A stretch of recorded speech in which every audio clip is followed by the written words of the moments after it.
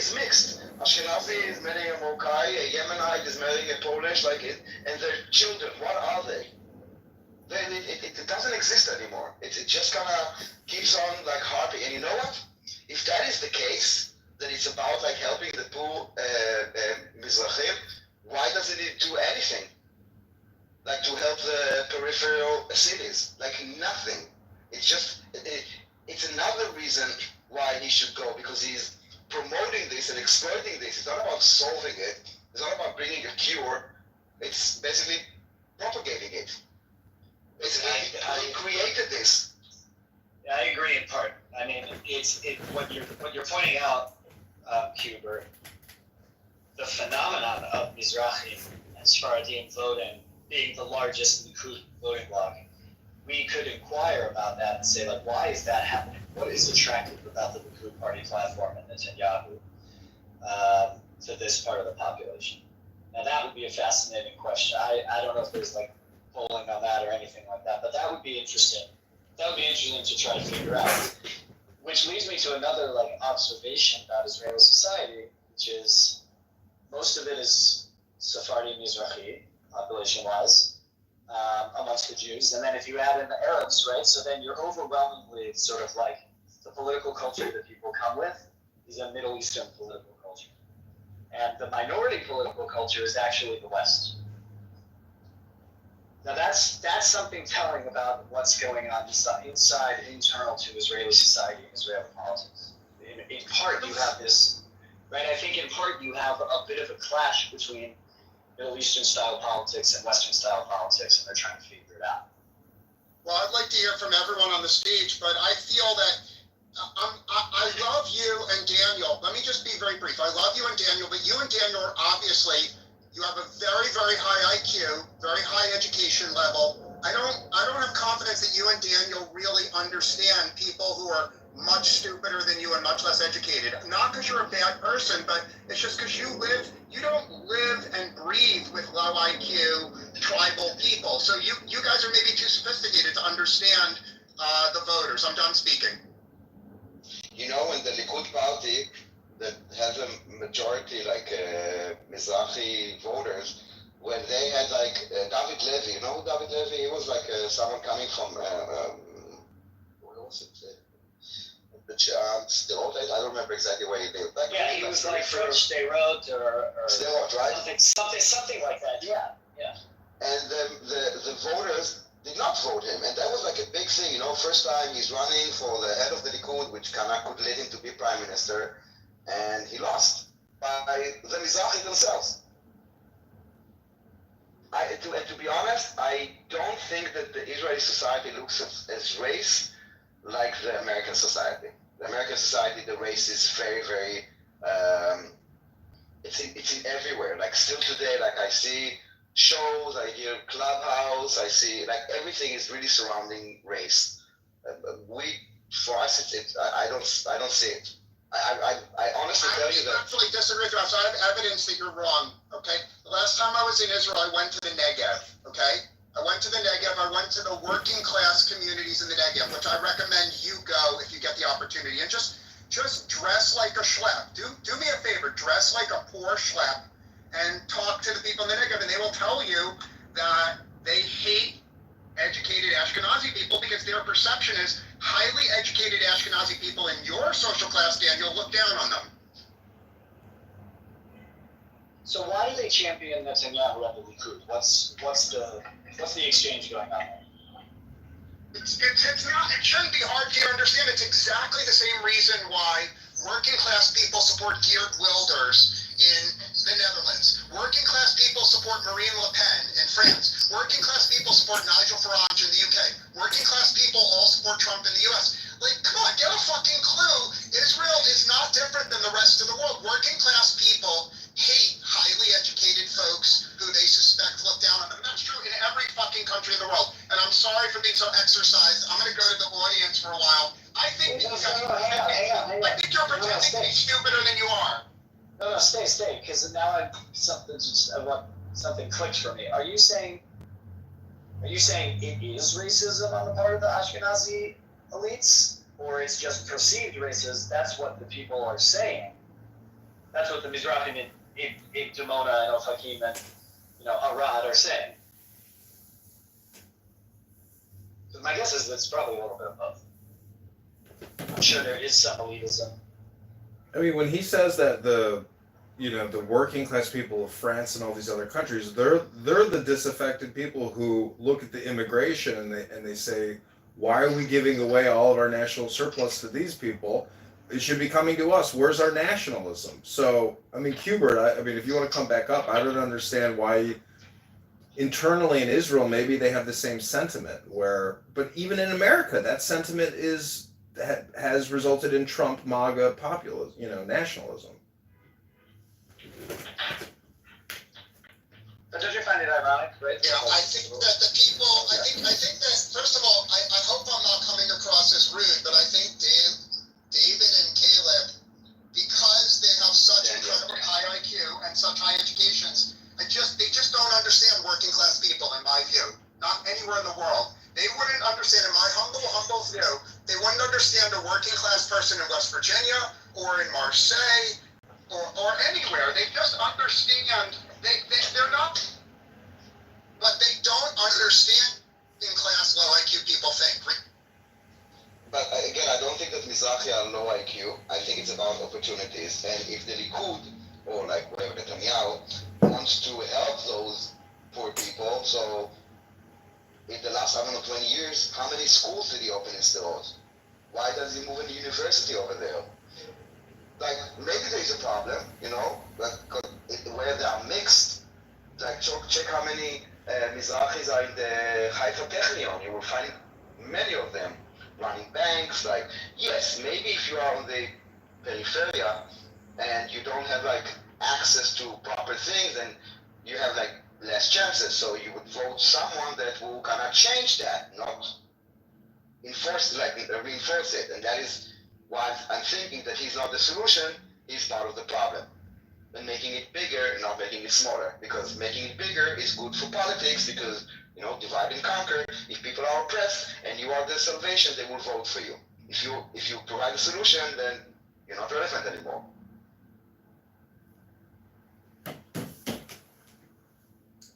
Hubert, I don't understand. Why don't you think Daniel and Caleb can sympathize with working class people that don't have higher education? Because I think that they were born with very, very high IQ, and they got a very good education. And I believe that and I'm not criticizing, I believe they socialized mostly with other high IQ educated people.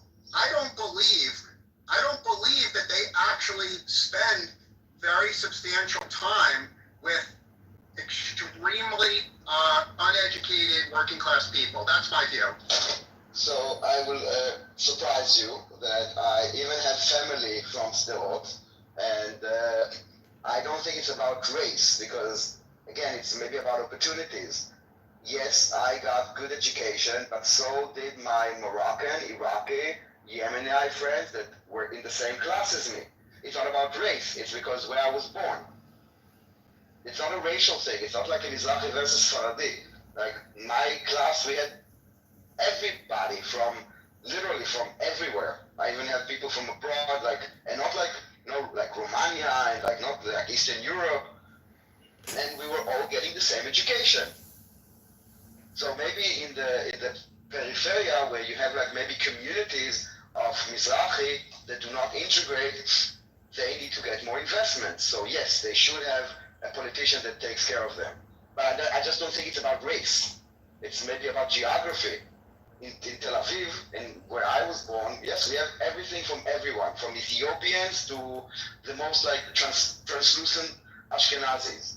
But we all get the same education and the same I think there's another factor. Okay, let me be brief, and then I want to hear from our good friend Pepe. But you don't have to be brief for that. Every time you say that, I'll be short. I'll try to be brief. Let me try to be brief.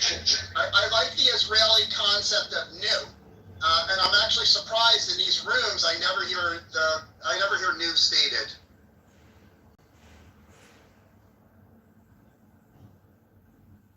You saying new? Yeah, I'm not sure what you meant. No. What do you mean new? New is a Hebrew. Hold on. New is a Hebrew word. There's no English translation. What new means is, yes, I agree with what you're saying, but you're taking too long to say it. So speed it the fuck up.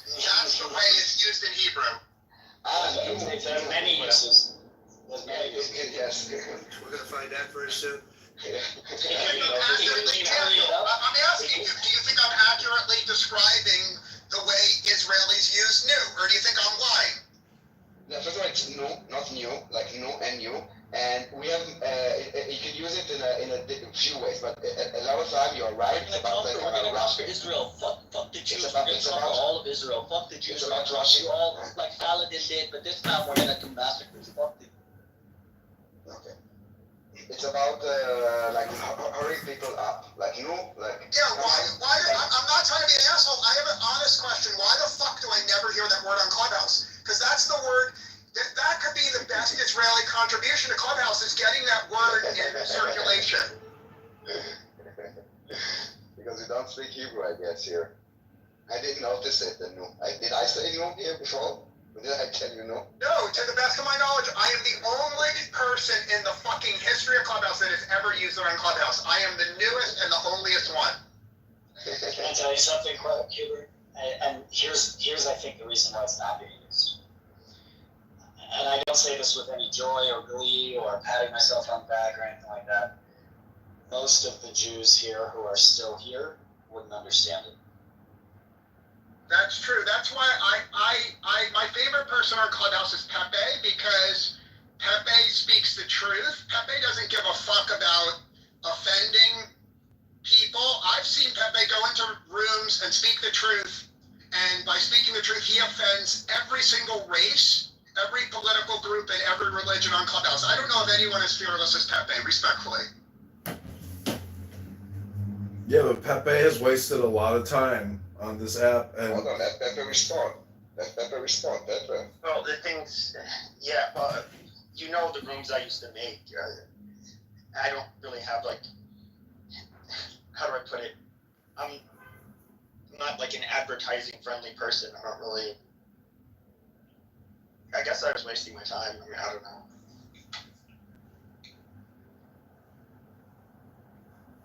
So I come on Clubhouse to learn from people that think the opposite of me. If there's a room where everyone agrees with me, I will leave very, very quickly. Because why the fuck do I want to spend time with people that agree with me? I'm here to learn. yeah, but just because you get the opposite position of your position doesn't mean you're going to learn anything. And I mean, when I say Pepe wasted time, he didn't waste time. He wasted time in the sense that he created a lot of content, but didn't capture it, and it's not family friendly. So it's comedy, but it's such extreme comedy. It gets labeled as hate speech. Wait, hold on. Are you saying this room is being captured and or recorded? No, I'm saying Pepe should have done that with his comedy routines with Mon. Every day he had huge rooms here, and he should have replatformed it and created a podcast. I mean, look at his PTR. Like, he looks like Mr. Podcast. Instead, he just comes here to waste his time. He's created nothing with his, content. Honestly, I have these I mean, you do know that you can get bored of something, right? Like, you have so many iterations of the same topic. It's just like, it really is not, it's not that interesting. Yeah, but welcome to daily Pepe, communication. as your friend, I would suggest that you pivot to using Clubhouse to find girlfriends and stop the other stuff you're doing, respectfully. No. Maybe girlfriend, not friends. You're not going to find any girlfriends here, That would Cuber. mean I'd have to give up my true identity, and I don't need to do that with, the stuff I've said. I took a chick out on a date the other day to my boat and to lunch, and she's a Free Palestine person who believes that the largest genocide in human history is being live streamed for all the world to see. And I'm like, so young, so beautiful, but just. Yeah, I wanted to ask, is she beautiful at least? Because obviously. Yeah, she's beautiful because she's young, 23, 24, 25, but just highly politicized, highly polarized, and really it's her mental health is, being fried. She's constantly in a state of anxiety. So unless you really learn meditation or how to create peace, like this type of shit causes people to get arrested. I mean, I've witnessed hundreds of people get arrested outside of the federal office that I work at that are protesting, and a lot of these young people are Jewish, and I'm like, you're gonna ruin your Shabbos, and they're smiling and laughing, like it's Because getting arrested for something like that is like not life altering. It's just no, in Chicago they Depends just on what released it. career you want. Well, hold on. Let's unpack this for a second. So, first of all, all the mental health research shows that young single women who are liberal, the vast majority have serious mental problems. It's easy to confirm that. Whereas young single women that are conservative, very few have mental problems. That's point one. Point two is when people are arrested, it does close certain career opportunities off from them for life and open others. It depends on what you think the trajectory of hiring will be in the U.S. I actually do believe that getting arrested for being pro-Hamas will hurt their career in most career fields. I'm done speaking. I'll just say this regarding the whole Israeli thing. I think I'm watching in real time like the permanent. How do I put this? Israel had very special, I guess you could say, treatment with the United States and the West in general, and I think it's being floundered right now, and that it's really going to be. I don't really see them coming back after this. Well, I think that you can hold on a second. Let me respond to that very briefly. You can love Israel and you can actually believe that Israel handled this matter exactly right. So let's just take a person that loves Israel and thinks Israel handled this exactly right, but still say this attack did help Iran tremendously, right? Because by doing this attack, Iran was able to activate every single leftist, every single progressive in the world to being anti-Israel. And so I think that Iran knew that a lot of Palestinians would be killed as a result of October 7th. And Iran was smart. They knew that the more Palestinians that were killed, the more anti-Israel that the leftists would become. No, I agree, but I think even coming from the right, it's now. Even I have a lot of issues, not with the state of Israel, but with the state is obviously involved. But let me ask Pepe. Let me ask you a humble. Hold on, Pepe. Let me ask you a humble question. I'm not disagreeing with you. I'm not disagreeing in any way. Do you think that if after the October 7th attacks happened, let's imagine Israel just appealed to the world for diplomacy for 3 years and there was no military response? How I'm asking you, you're as an honest broker, do you think Israel would be better off if there was no military response, just a diplomatic response? Answer honestly. No. Answer on them. no, because they would have. First of all, by not responding, that would just they would invite even stronger attacks. I do think what they should have done is invited the international media. Yes, it puts them at risk, but international media has always been allowed in war zones, including in Iraq and so forth. That's not true. That's not true. You can Google now. Go to your ChatGPT and ask what are the zones that are not allowed. Right now, in the war in Ukraine, there are so many restricted areas to journalists. Exactly for the same reason. The thing that you are saying is what everybody is saying because of lack of knowledge. You are always, and this is the exact double standard, is to tell Israel is doing something, ignoring that it's happening everywhere all the time, and kind of either pretending or just being like not knowledgeable that it does happen. Let me respond. And one second. Let me finish, please. And the fact is that if the journalists that went into Lebanon, for example, they said that they were extorted by threatening their colleagues that if they would report anything bad, something would happen to their colleagues. And the last point is that if any of those people will be killed, doesn't matter by who or by what, Israel will be blamed. So I don't understand this. Andrew, let me respond. I want to take this in another direction, and if you don't like what I'm saying, please kick me out of the room, okay? My direction is, if I was in charge of Israel, I would have done something neither of you suggested. If I was in charge of Israel on October 8th, Why don't you let me finish? What? If you don't kick him out of this, if you don't kick him out of the room, Amos, hold on one second.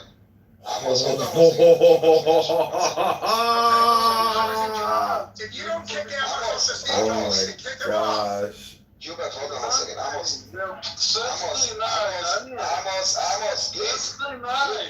Amos, I'm asking you, I will come to you. You cannot have a break and dance music a little bit. I will dance, but please don't interrupt, okay? Thank you. Okay, if I was in charge of Israel on October 8th, it would have been very simple. I would have said, this is a scheme. We're losing you, it's just me. I think we lost you, Hubert. Yeah, I can't hear him. This attack was planned, and please let me finish. Why don't you motherfucking let me finish? Hold on, we did. My God, we Why let don't you. you let me finish? For fuck's sake, shut up for a second. I'm trying to tell you that we didn't hear a word you said because you were cut off. For fuck's sake, relax. I'm asking you to restart because we didn't hear anything you said. Please relax and don't curse me, and please be respectful because I'm respectful to you. Well, then let me finish. Then let me finish. For fuck's sake, I'm telling you that we couldn't hear you. This is why I stopped you to tell you to start over. Do you fucking understand? You were in the Matrix. Coming out of my mouth. Hubert, you were in the Matrix. No, because I'm in my car and there's background noise. That's why. I'm in my car and there's background noise. So I think that things are a little too heated.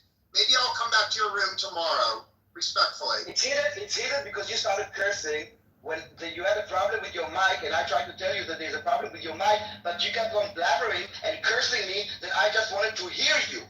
So you can say I'm sorry. Okay. You can say I'm sorry and just move on. Okay, allow me to apologize. I fear that I act as a total asshole, as I sometimes do. So will you accept my apology because it's sincere? Yes, please go on. Okay.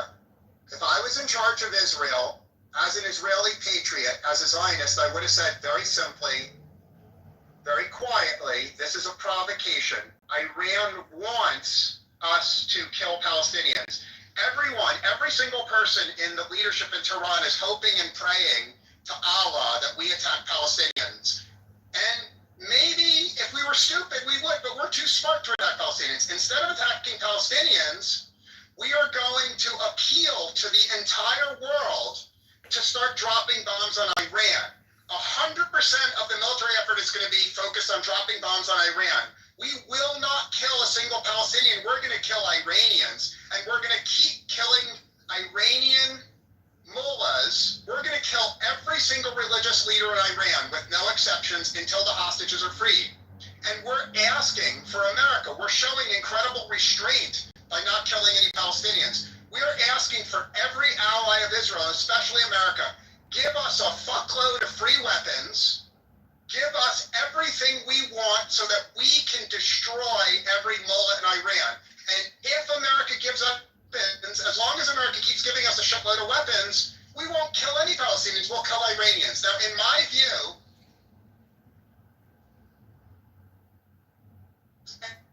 ever suggested this. No Zionist has suggested it, no anti-Semite.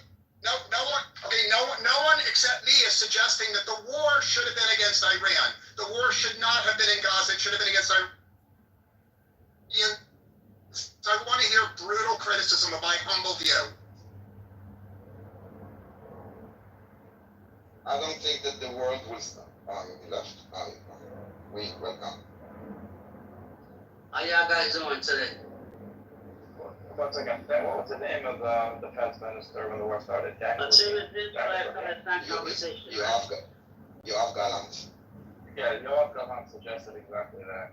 So you're not the first one to bring it up. He suggested it in the war room.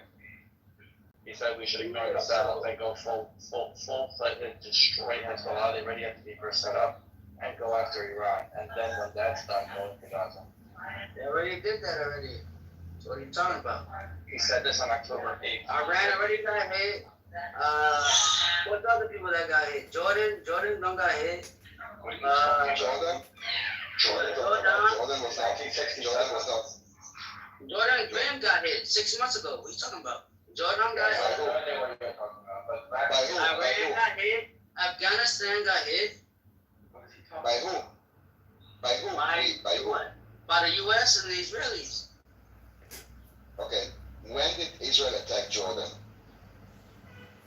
When Jordan said they were part of that terrorist group. What's the name of that group? They never said it. Jordan is a state. You understand it? They're not part of any terrorist group. No, yeah, but they got hit. Jordan tried to play. Jordan got blockaded by America. So we blockaded Jordan. What? What are you talking about? Jordan got blockaded by America. I'm not sure what you're talking. Maybe you're confusing with another country. Go ahead, sir. I'm thinking that maybe that you're kind of mixing things up. Israel did not attack Jordan. Jordan did get hit by rockets that fell on the. Hold on, let me finish. No. Jordan, please listen to what I'm saying because the words matter. Jordan was not attacked.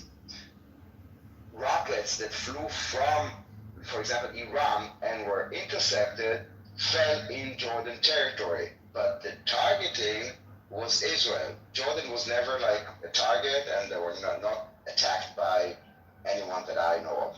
Especially not by us. Attack Israel. We got the dome. You can't attack Israel. We got the dome. So we attacked Lebanon. We attacked Lebanon. Right? We shot them back to Lebanon. We shot them back to Jordan. We shot them back to what the other people? What's their name? Easily. I know, but he's saying we. Who's we that is going to Lebanon? That's his name. That's his name. We. So anyway, I think he left, but he said no one suggested taking the war to Iran. Yoav Galan did exactly that, and he did it on October 8th. And how do you tell the world that why, like, again, I think that it's a bit naive to think that they cannot twist it against Israel regardless. Like, regardless what we do. That's why Netanyahu shot it down, because he's a politician, although Yoav Galan is probably a better warrior. Yeah. And also, not only that, what do you do with the reservists, 350,000 reservists that are ready to go to war? Israel is surrounded by our enemies on all sides. We 350,000 reservists that are ready to go into Gaza, and now tell them, no, we're going to be focused on. Yeah, I can't do nothing in Gaza. And what about and attacking Iran? First of all, Hamas is not a proxy of Iran, okay? We already attacked. Are you okay? Are you okay? Yes, sir. I'm sorry. Go ahead. Like every time that someone speaks, you speak over them. You want to speak, I will let you speak. Go ahead and speak. But you speak while other people are speaking. It's really hard to listen. I apologize. Go ahead, speak. No, go ahead. I apologize. Okay. Say things that are remotely connected to reality. A little bit. And again, we need the Hamas. Hamas is not a proxy of Iran. Iran can be attacked, and they will tell Hamas release the hostages. Hamas has their own ideology. It will not. I don't see how Iran can force Hamas to do anything. But that's what you got it down wrong. That there's no difference. You guys are all the enemy. It doesn't matter what you want to call it. It does not matter. Lebanon has been attacked. If you want to call them Hezbollah, they've been attacked. Iran has been attacked. Even to Afghanistan. No, Lebanon was not attacked. Lebanon attacked and then got retaliation. Exactly. So they attacked and nothing hit us. A couple missiles hit us because we got the dome. A couple missiles hit us and we fucked y'all up. So what are you talking after that, Daniel? What did you ask again? Y'all attacked and we fucked y'all up. What did you do after that? We continue attacking until the threat is gone. That is the concept of war. We kept fucking you up. Y'all still getting fucked up. We still got the Iron Dome, and you cannot attack us. Who is you and who is we? I'm not sure that I'm... Yes. Who is we? I'm an American. I'm for Israel. Okay, so and who is you? And who's you? Oh, I mean, honestly, how long do you want to have a conversation with somebody who's incoherent? Well, then I won't come to Clubhouse.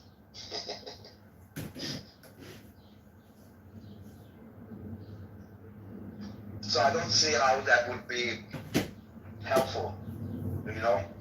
And it's not just the threat of Hamas that Iran cannot stop. It's the hostages. And You know, we had full 100% legitimacy, and still we are in the position that we are. They kidnapped children, babies. They murdered them. They slaughtered 1,200 people. They made thousands. We don't need any more excuse. If the world doesn't see it, and this I'm telling also to Pepe, following what you said before, if the world stand against Israel, yes, that is our problem, but it's also a stain on their society. And, you know, like anti-Semitism. Anti-Semitism is not something that the Jews should take care of.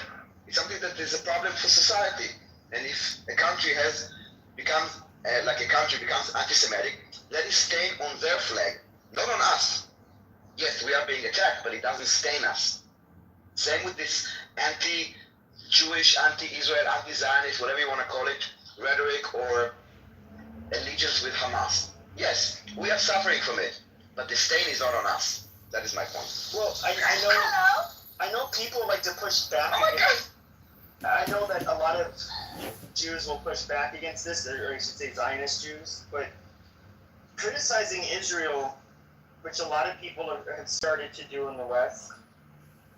Number one, I think that just like after the invasion of Iraq, a lot of people were protesting the American government, the military going in there, and you know there was 1 million people that were killed. A lot of course, service members that permanently scarred and killed. I do think like the Rubicon was crossed, where okay, there is quite a bit of innocent casualties. We can forget about the ratio of enemy combatants to civilians killed. It's still going to rub a lot of people the wrong way. It's going to be very hurtful for them to see. So, you guys are getting that feedback, and I don't think it's Well, they don't have a anti-Semitic. military. They don't have a military uniform. They do not have a military uniform. They want to say we are military and hide behind civilians. So when we bomb fucking hospitals and stuff like that, they're gonna say, "Oh, we're not fucking military." So have a military uniform and a military flag and stand on it. They don't have that. They hide behind their people. That's why their people died. And they want to blame it. I'm aware of this. I don't think it's to be honest, I don't think it's criticism of Israel. I think that if there's a nation that I would phrase it differently. I don't think there are people that criticize Israel more than Israelis themselves. Okay? It's not about criticism. Blaming us, we can give it up. One second, let me get him up. Blaming us, I'm trying to mute you up, so stay muted. Thank you. Okay. It's not criticism. Genocide is not criticism. Ethnic cleansing is not criticism. War crimes, killing babies, those are not criticism. This is blood libel. No, I said Okay, and that then civilian deaths. I didn't know. To be fair, I said civilian deaths. I would say like. That's the problem. But listen, you guys do not have a military uniform. Shut up. First of all, first of all, Pepe, the criticism came before Israeli responded. So to say that it's okay, we're just responding to how far and how much is completely irrelevant to what Daniel said, because the criticism, quote unquote, started way before. So they basically said Hamas had the right to attack and you have the right to respond. That was what the world responded immediately.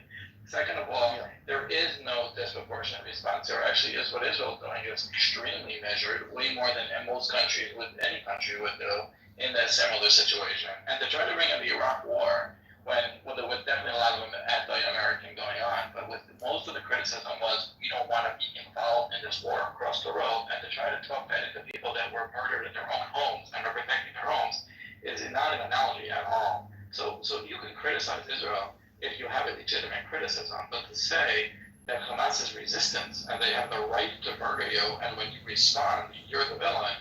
I mean, you're definitely putting not even a double standard, just like arbitrary complaint that you have. That's not. But I'm not. You guys know me well enough to know I'm not pro-Palestinian. And so, no, I know, but I'm saying. But I would say okay, look at Piers Morgan, for example. He's somebody who I never heard say anything negative about Jews. He's actually been a strong supporter of Israel and condoned Israel responding militarily. But even he's kind of been like, oh, it's a little too much. And I think that you're gonna see people do that. That's just What is too that's much? natural. Can you tell me? Piers Morgan is someone that just likes to be liked. Like, he doesn't have a spine. He just wobbles, from one place to the other. He doesn't even have a critical standing to actually take an opinion on something. And no, I don't think it is too much. And you're talking about civilians. Do you even know how many civilians there are? Well, Because there is no real number. You would be the only person in the world that knows how many civilians have died, because there's no way to know. There are a lot of militants that are disguised as civilians, and so they make it impossible for the IDF to fight them, because precisely they have to go door by door, and then when they open the door and they go with their hands up, pretending they're civilians, and they're like, okay, fine, we're looking for this and that and for weapons and and then the other quote unquote civilians get out of the house and shoot them, and a lot of IDF soldiers have died like that, because they have been obliged to go house by house respecting the so-called civilians when they're not civilians, and they are killed. You know how many stories I heard from hostages? Taking a position on what's right or wrong. He's telling you what the situation is, what the optics situation Exactly. is. Yeah, the optics. Yeah, we know the optics. I'm saying it's not criticism. Let me ask you, Pepe. You're talking about the civilian death in Gaza. Do you know any other war that happened in the last 10 years and the number of casualties? Even one that's happening right now? Every war has casualties, and I would say No. I'm asking. No. My question is: do you know the number of any war in the last 10 years, including ones that are happening right now? Give me a number. Well, there's the one that's currently like a civil war in Myanmar. What is the number? Sudan. I don't know. No. So my point is, there are wars going on everywhere, including now Ukraine. You don't know the numbers, okay? There's hyper focus on Israel. It's not about criticism. It's about double Why do you standard. think that is? Why do you think that is? You tell me. You tell me. Yeah, there's a real reason for this. I think Israel is kind of seen as being more or less one of us, like in terms of countries in the West. We're countries that are highly involved with Israel. Our societies are very similar. I'm sure there's differences, but very similar. So we kind of we focus on what happens to people like ourselves in countries that we're connected with, civilizations like our own, far more than South Sudan. How many people do you know from South Sudan? And what the fuck do they even eat there? I don't know. What about Ukraine? How many people? I'm sure you know people from Ukraine. Yeah, exactly. But how many people died in Ukraine? How many civilians died in Ukraine? Is it 100,000? Is it 500? Do you even have a ballpark? Do you hear about it in the news?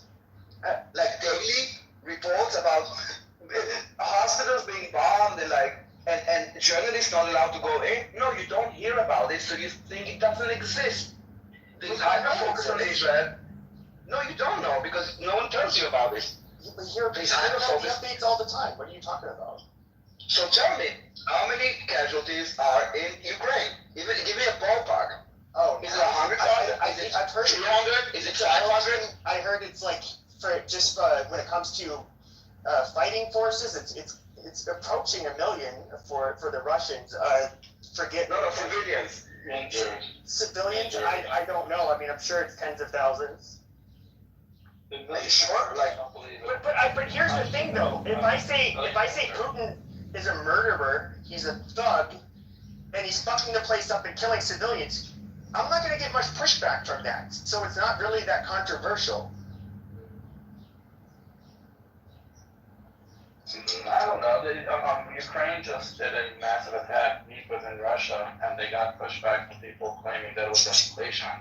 And then Trump tweeted out, or social out, whatever, that it was badass and like the best thing he ever did. So they're definitely pushback. Yeah, people fight. There's a lot of weird things going on where I think there's foreign involvement online. I think it's also taking place with the Israel war. So you're saying that basically, let me ask you, are there Russians on U.S. campuses that can't get to class because they're being blamed for the Russian aggression, or vice versa? Are there Ukrainians that are being blamed? Like, are there like marches in support of one side or the other that are getting firebound, and then when the person gets deported, they're like, no, you can't do it, you can't deport that person. So what are we even talking about? Like, what Sir, exactly? I don't know. I think once again, you guys are fashionable to hate and say like Israel sucks, to deny your history, your existence, to delegitimize it. Because you guys are seen, they look at you as a bunch of white colonizers, just like they look at white people in the West. There's a double standard. And so, Okay. there was days where white people couldn't go to campus and shit. Like my point is, you're proving my point. It's not a criticism. It's brainwash, it's lies, it's fabrication, it's blood libels. I cannot, like when you say majority whites, it's completely wrong. It's completely wrong. I know, but that's not how they look at it. I understand, but this is the problem. And you need to understand why there's such a twisted perception of Israel. And it's not because of us. There are forces that are brainwashing people. And this is why I said the stain is not on us. It's on you, on your education system, on your moral values, on your whatever, not on us. The fact that you are letting your society be corrupted with lies, fabrication, blood libels, and all that, that is a you problem. Yes, we pay the price, but you will pay the price as well, because it's a moral collapse of your society, not ours. Well, hold on, Pepe. I've listened patiently for 20 minutes. I think you should yield the mic for a second, respectfully. Okay. So, this conversation is tired. The people have been arguing the morality and the ethics of Israel's response for years and years. It's a tired conversation. I'm asking both of you to let me speak for 1 second to change the lens, okay? Because I believe that Israel's response was 100% morally right, 100% morally right, but it was still a retarded response. And the problem in this room is we have some people saying Israel's response is moral, and some people saying it's immoral, but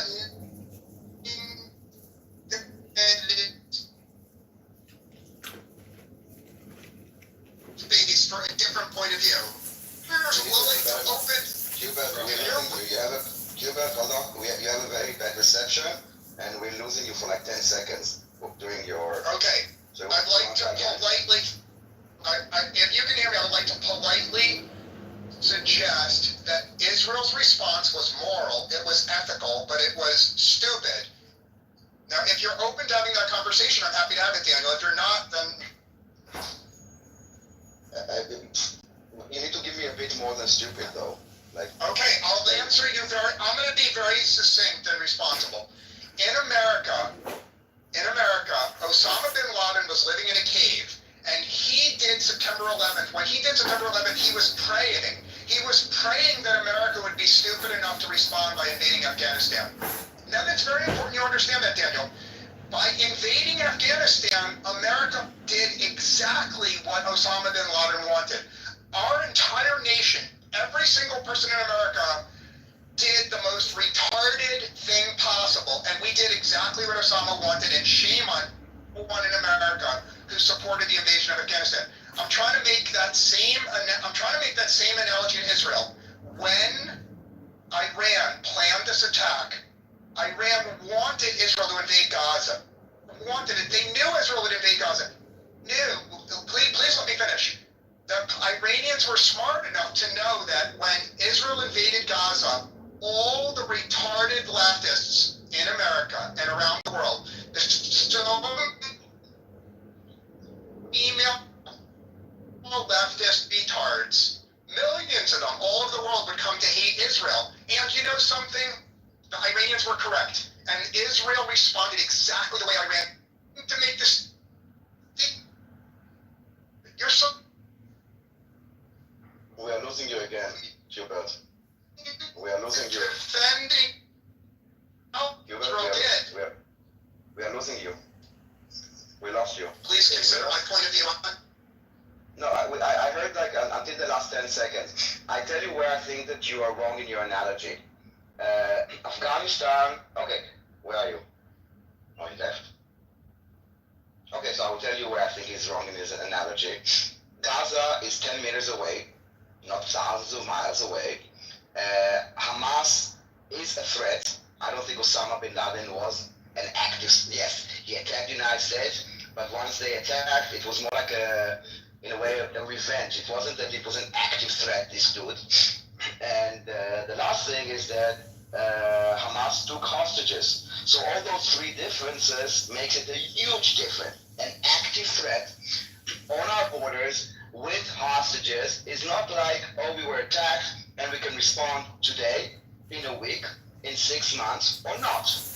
That was the decision the United States had. We don't have the same decision. So I don't see the resemblance in those cases. So why don't you have the same? Why don't you have that? Why do you feel like you don't have that same privilege? Why do you feel like that? Daniel. Well, I didn't say anything like this. Yes, you did. I said. Go ahead. He said that he thinks that it's stupid because Osama bin Laden wanted Afghanistan to be attacked, and the United States did it, and it was stupid on their behalf. I'm saying the United States had a choice that Israel does not. Afghanistan is thousands of miles away. Israel is with us, so you're wrong with that.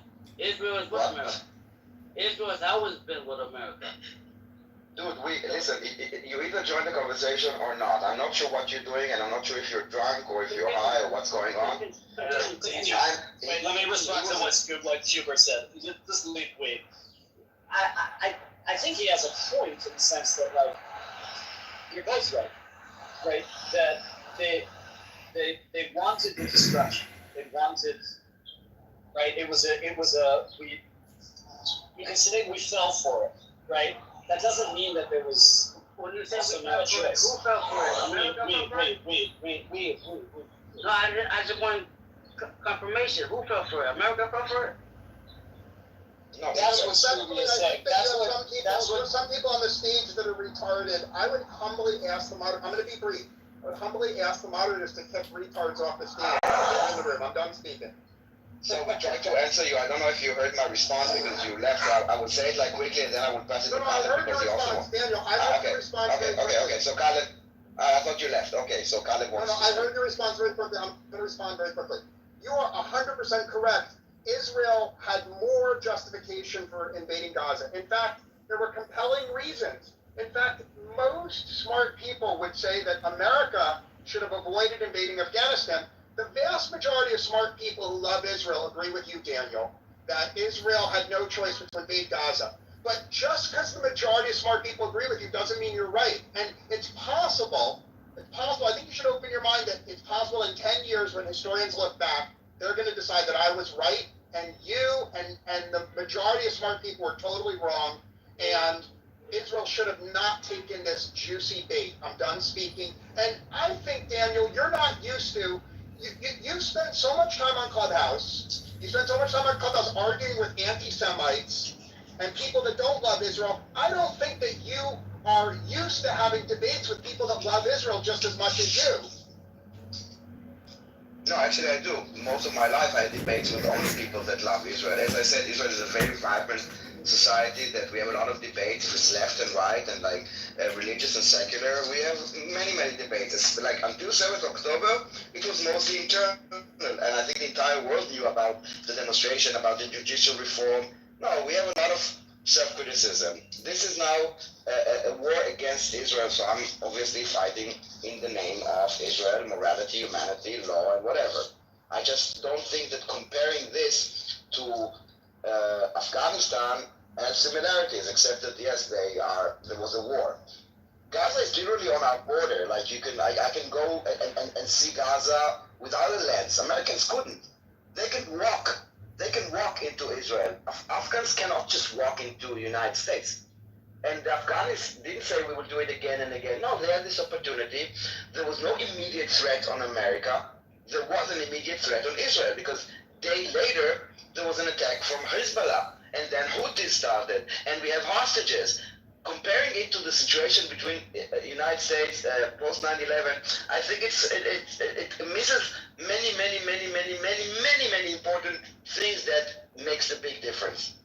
Well, I would say maybe he was bringing it up, and I kind of briefly brought it up, is that I think like outside of Israel, probably similar to Israelis in Israel, there is, but you do get a lot of people that will be very outspoken and condemn the actions of their current government, and war just happens to be one of those things that is highly divisive, and it's ugly, and you're always going to have people that protest and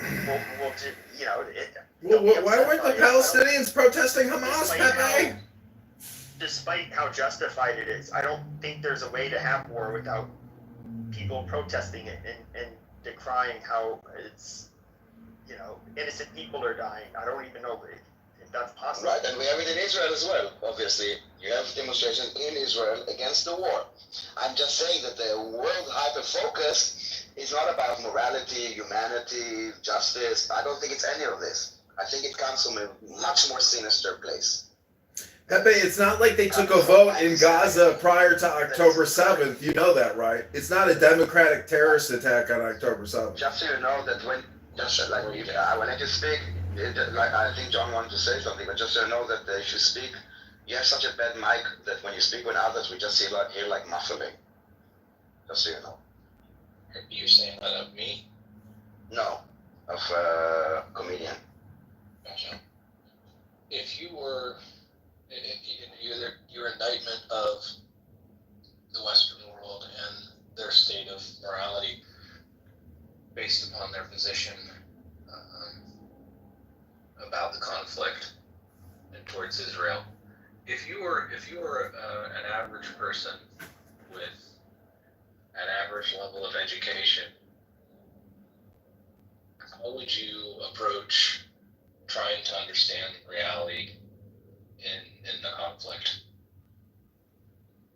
A lot of time I think that if I would be like, I don't know, in Iceland, remote from everything, and all I see is the propaganda that I see still today, I would probably also be like, oh, free Palestine, Zionists are evil.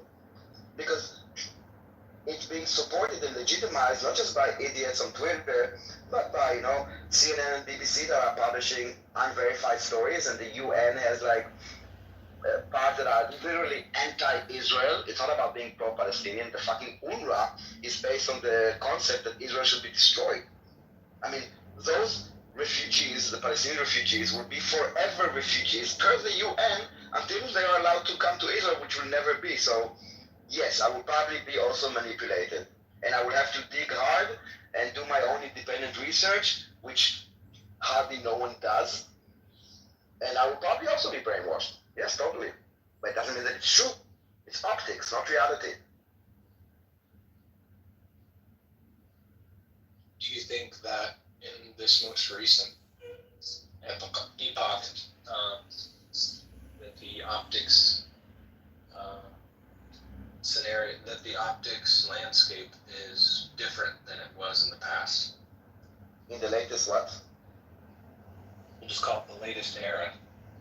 Like now? I think a lot has changed. I think that one of the things that's changed is social media, obviously, that is being utilized. And I think they were preparing for this in terms of embedding themselves within universe. Like the day after 7th of October, there were already protests against Israel, blaming us for genocide, okay, on 8th of October. It was orchestrated in a political way. I mean, Hamas, when they attacked Israel, they knew that they cannot defeat Israel militarily. When they took hundreds of hostages, including babies and children, they knew that Israel would come and get them. They knew that they would attack Gaza, and they knew that they are hiding in tunnels. Like they knew everything. They knew exactly what would happen. And they also knew that they would get the support of the international community. Because of like a picture of a dead child, obviously touches every person that has humanity in them. And if you strip it out of context, and you kind of hyper-focus on it, it paints Israel as the villain. I understand this. I don't agree with it. I think it's false, but I do understand why people are so emotionally charged. This entire war is based on emotions, not on facts. Well, emotions are fickle, and it's Yeah, not. but- Your description is a mob-like behavior, and I think that the pendulum swings in both directions. And currently, there may be an upswell of anti-Israel sentiment due to the optics landscape, but I also believe You know, that things change quickly. Sometimes countries never come back from this level of unpopularity. You see, I don't ever question the People morality fire or me the for looking logic at or the Donald Trump while justice at work. of how BLM Israel's conducted t-shirt, the war. I have not t-shirt a wearing single, liberal lift to make not it one buy. single criticism. I think every single dead civilian fight death. I have no for the way any soldier has behaved. I have no criticism of the way any officer has behaved.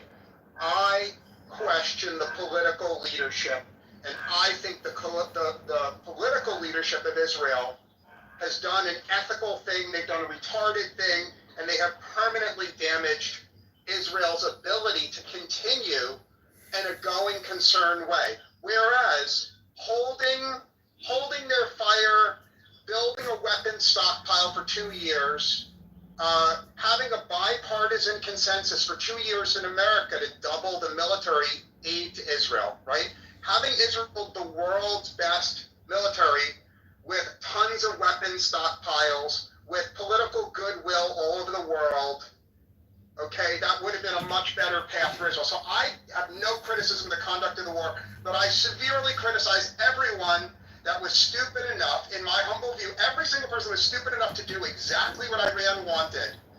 It's as if the people in Tel Aviv and in Jerusalem, it's as if the leadership of Israel is a marionette being manipulated by Iran, doing exactly what Iran wanted in Gaza. I'm done speaking.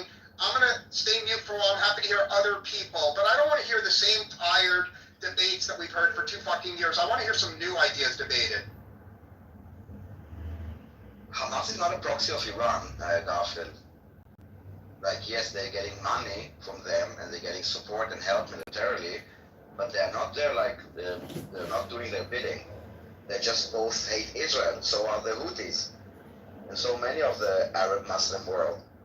They are working Daniel, together you on really other don't think there's fronts. coordination? Come on. Yes, I think there could be coordination because they do have both the same. I mean, one is Shia, one is Sunni. The thing that brings them together is the will to destroy Israel. So they are aligned in this goal, but Hamas is not answering to Iran, especially not now. Iran cannot tell them now release the hostages. They cannot.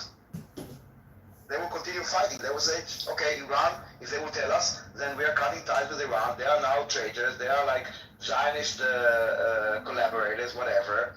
Then we will continue fighting. So what, do you think Iran will then attack Gaza? No, that will never happen. It will still come to our doorstep to fix. We need to remove the threat that is Hamas and this ideology, and we need to bring the hostages back.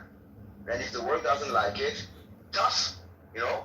Golda Meir said like decades ago, we'd rather be alive and not liked than pitied but dead.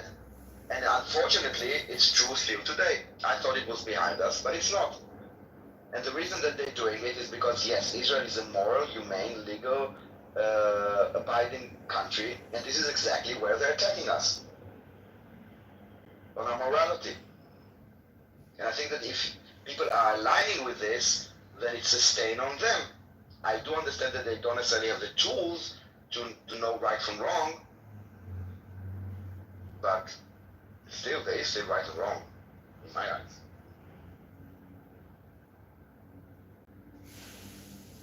I think that position is very defensible. But I think what I hear Garfield saying, and I may slightly agree, is it the most expedient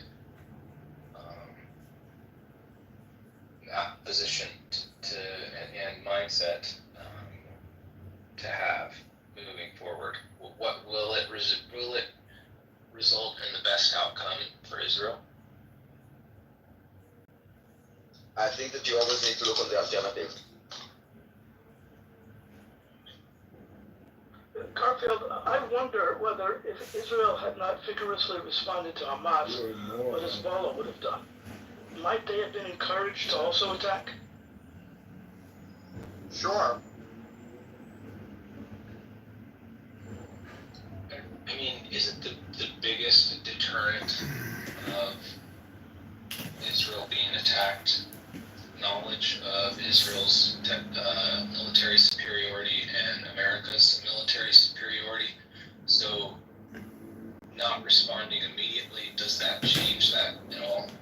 Well, what do you do though after October 7th? That was so like that was so egregious. They just attacked random civilians, but they did. They butchered them. You keep every country would there would be an expectation for them to react militarily. I mean that's a I would think most people would agree that's a given. I can't think of any country that would not respond militarily if they had the means to do so. Well, actually, I can give a precedent that worked really well for the country that held their fire, if you'll allow me to, Pepe. In a few years ago in Bombay, the Muslim Pakistan John Smith don't like the it. Muslim terrorists, and they conducted a massacre in Bombay that was very similar to October 7th. And I think very few people in America know about it, but you could Google it. The Muslims, yeah, so just allow me to finish. So the Muslims committed horrible butchery in Bombay. And all the hotheads in the Indian government said, we need a military response. And cooler heads prevailed. Smart people said, if we respond, we're going to lose the sympathy of the world. So let's have zero military response. Let's have absolutely zero military response and just try basking in the sympathy of the world for a year. And actually, there was never, ever, ever a military response. And there's a consensus in India that accepting the attack and not responding was the right thing. It worked out perfectly for India to not respond. So when you say, please let me finish. I'm going to land my plane. When you say there is no precedent at all to having a brutal Muslim attack and just having no response, I point you to that. And anyone that thinks I'm exaggerating should read the history. I'm done speaking. What do you mean attack? Well, I just want to understand. I would like to just want to understand him. Like after the Bombay attack, who were they supposed to attack? He said Muslims. Who were they supposed to attack? Which country attacked them? And I just want to remind you, Garfield, that's one sentence, and then I will give Kelly wants to speak. Israel is absorbing a lot. The thing that is happening in Mumbai happened in Israel many times. Blowing up buses, blowing up discos, blowing up cafes. We don't respond because that is terrorism. What happened on 7th of October is not just a terrorist attack like Bombay or Mumbai, whatever they call themselves now. It's an invasion of a country, of a Gaza, into Israel, into their borders, like thousands of people, and taking hostages, and they are on our borders, like 10 meters away.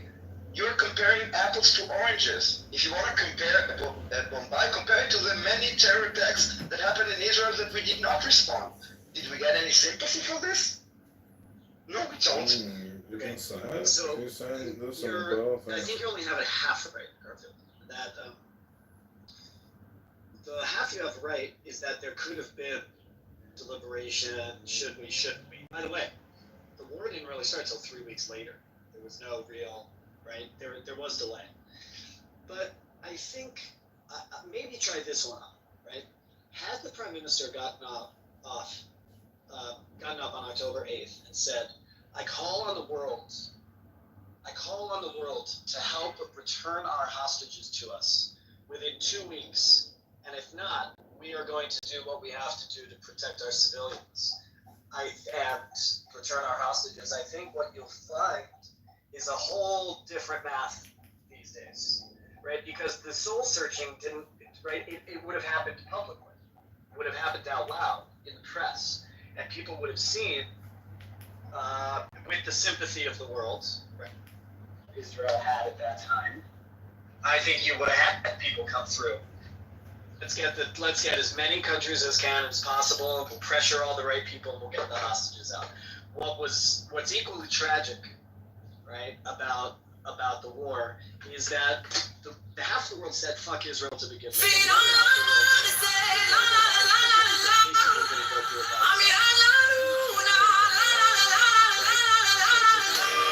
You know, heads I win, tails you lose kind of scenario. I agree with you, but let me expand on that for a second, okay?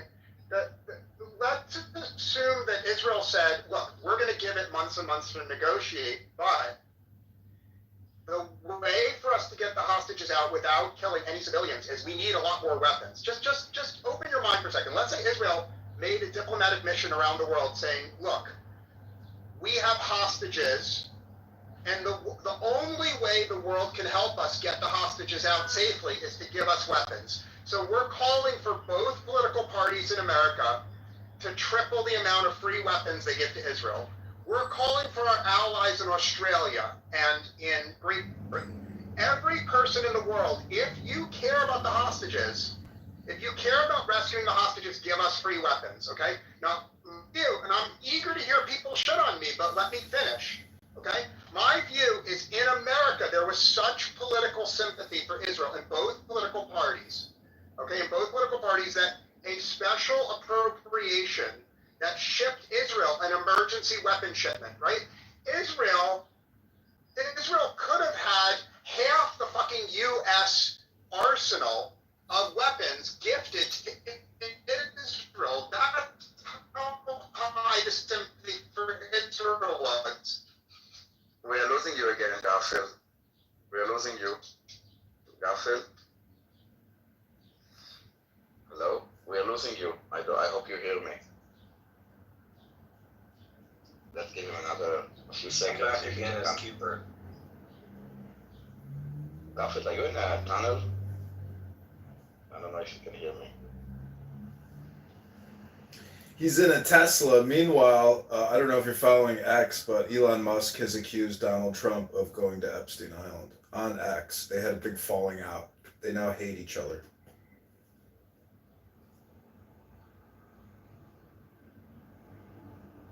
What? Elon Musk has accused Donald Trump of going to Epstein Island on X, and it's like tearing up the internet right now. People are going crazy. Are you shifting the topic to a new thing? No, I'm just saying that Garfield is in his Tesla, and, you know, as someone who likes to be as succinct as possible, you know, you should consider the fact that when you go into the Matrix and you're, you know, very excited and nobody can hear you, you know, your communication is ineffective. Well, I think the middle tweet has 100. Are you going to be posting this recording on YouTube, or are you going to not do that with this one?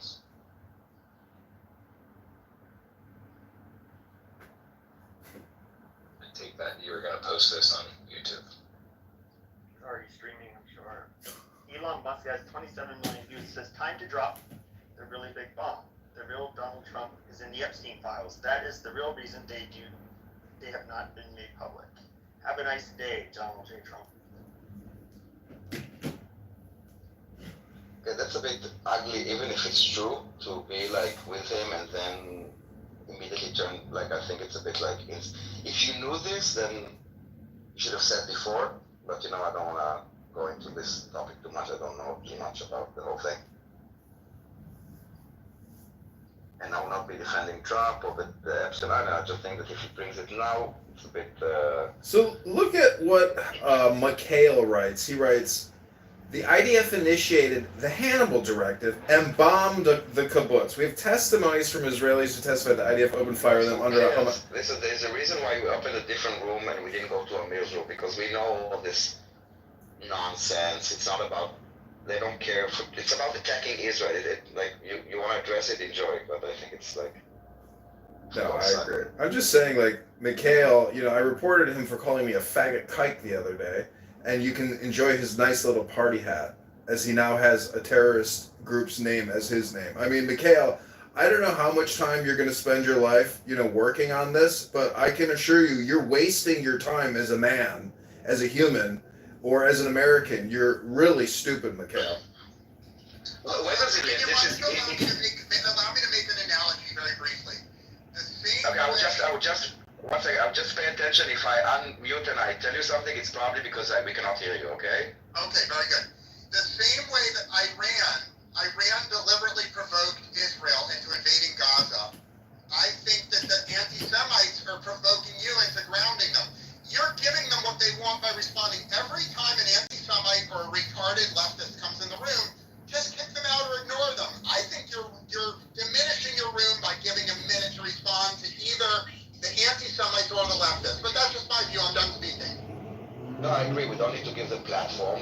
It's not about having a serious conversation. It's not about having like understanding the complexities of things. It's about just attacking Israel and using the Palestinians and the suffering of Palestinians in order to attack Israel. And Scooby, I keep on changing the name. I will call you Hubert, whatever. You keep on saying Iran, but Hamas is not a proxy of Iran. Hezbollah is, yes. And Hamas is not the only group that attacks us. We've been attacked from like 7 fronts, which the most serious one, and this is where I agree with Caleb, where Israel did almost nothing, or if they did, they were very impotent, is in the media sphere. There are basically 2 wars. Hamas doesn't fight us on the ground. They are fighting us on the media. Israel is fighting on the ground and ignoring the media. And that is a big problem. I 100% agree with Caleb that day one we should have said, we give Hamas exactly, he said 2 weeks, I would say 1 week or like 3 days to bring the hostages back, or else. And not only that we will attack, that we will, every day, we will take, 100 meters from Gaza that will never be returned, or that we will, deport Palestinians that are in our prisons, or even say, listen, we are willing to give you this list of 500 Palestinians prisoners that we choose, and every day that passes, we are taking off 25 people, for example. Like, yes, put it on the table. Israel is always being responding instead of taking the lead in the media sphere, and I think this is something that the Israeli government did. You talk about criticism, this is something that I think was handled very bad in this war.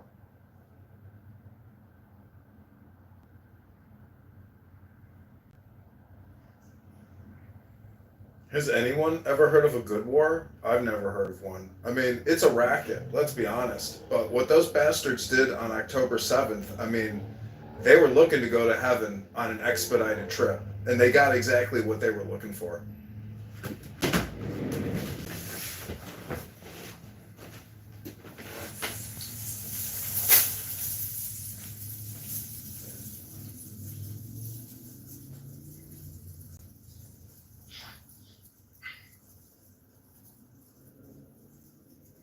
Hey Simon, welcome on stage. Shalom, shalom. Did you hear something that you want to respond to? Not necessarily. Feel free to do so. I'm just waiting for the dead women and children movement. So this dude that I think comedian you were referring to, the guy in the chat, Caleb, or not Caleb, Michael, whatever. Is he an American? Yes, he is. So this is exactly what I was talking about. He's a Palestinian American.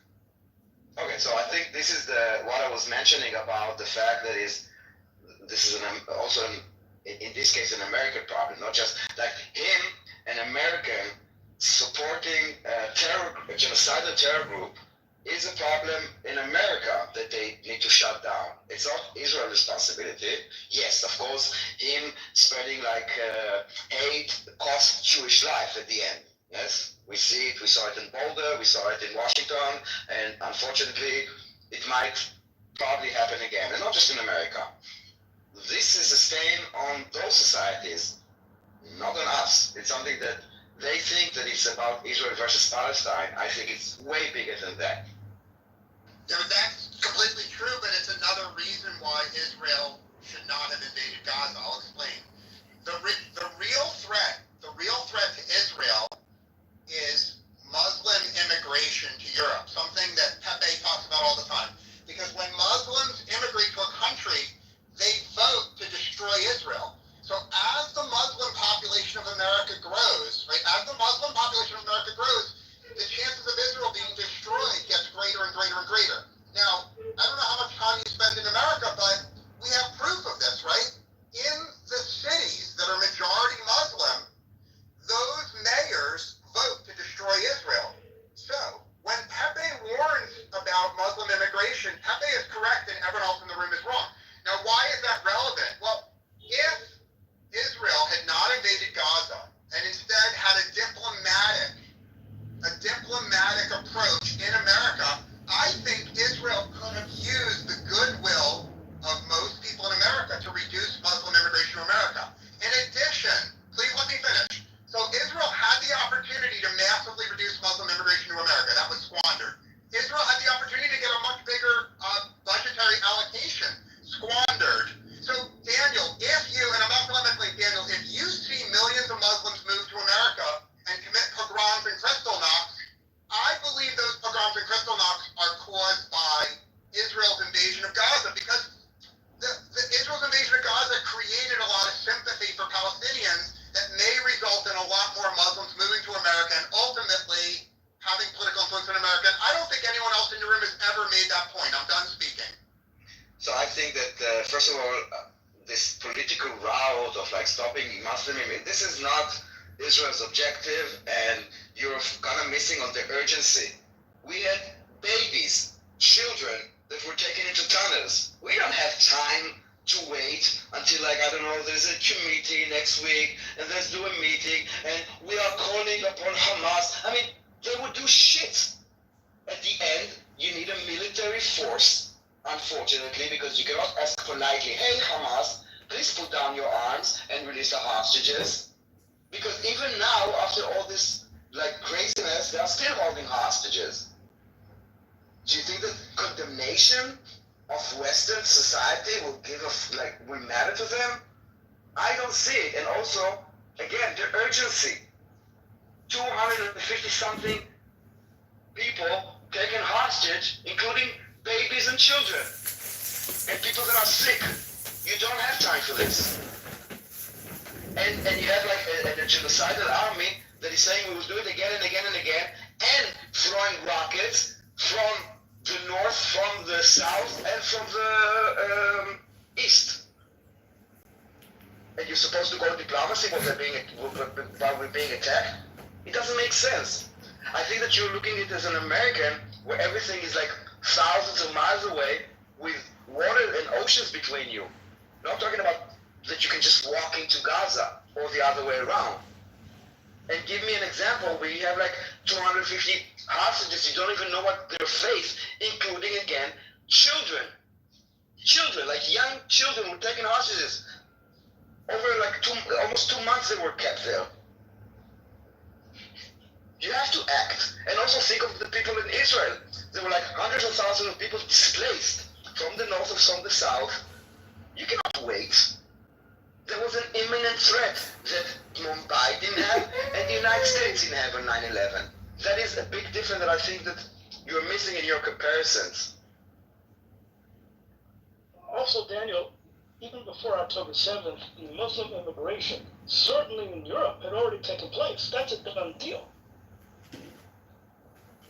If anything, maybe because now they're feeling so confident, like this guy that they were talking about, this Mikhail, is an American citizen, an American app, supporting terrorism.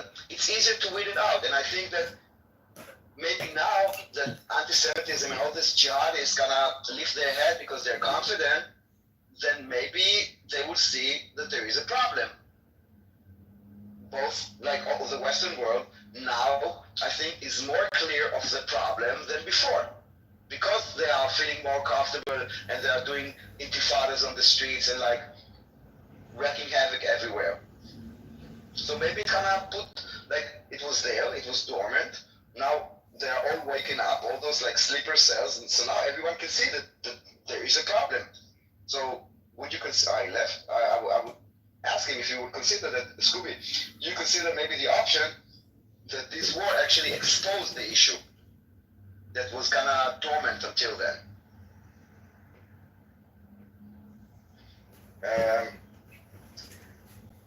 Aziz wants to come up.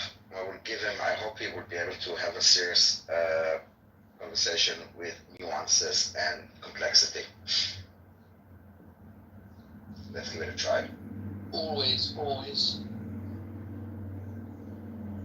You wanted to welcome on stage, Aziz? Yeah. You heard, I don't know how long you've been here, so I don't know what you heard, but you're welcome to respond to anything that you heard. Yeah, I think, Garfield made a good point. That's kind of the point I made. I don't try to establish the legitimacy of the state or stuff like this. I think these are kind of pointless. You're not going to get anywhere with that. But I think Garfield made a good point.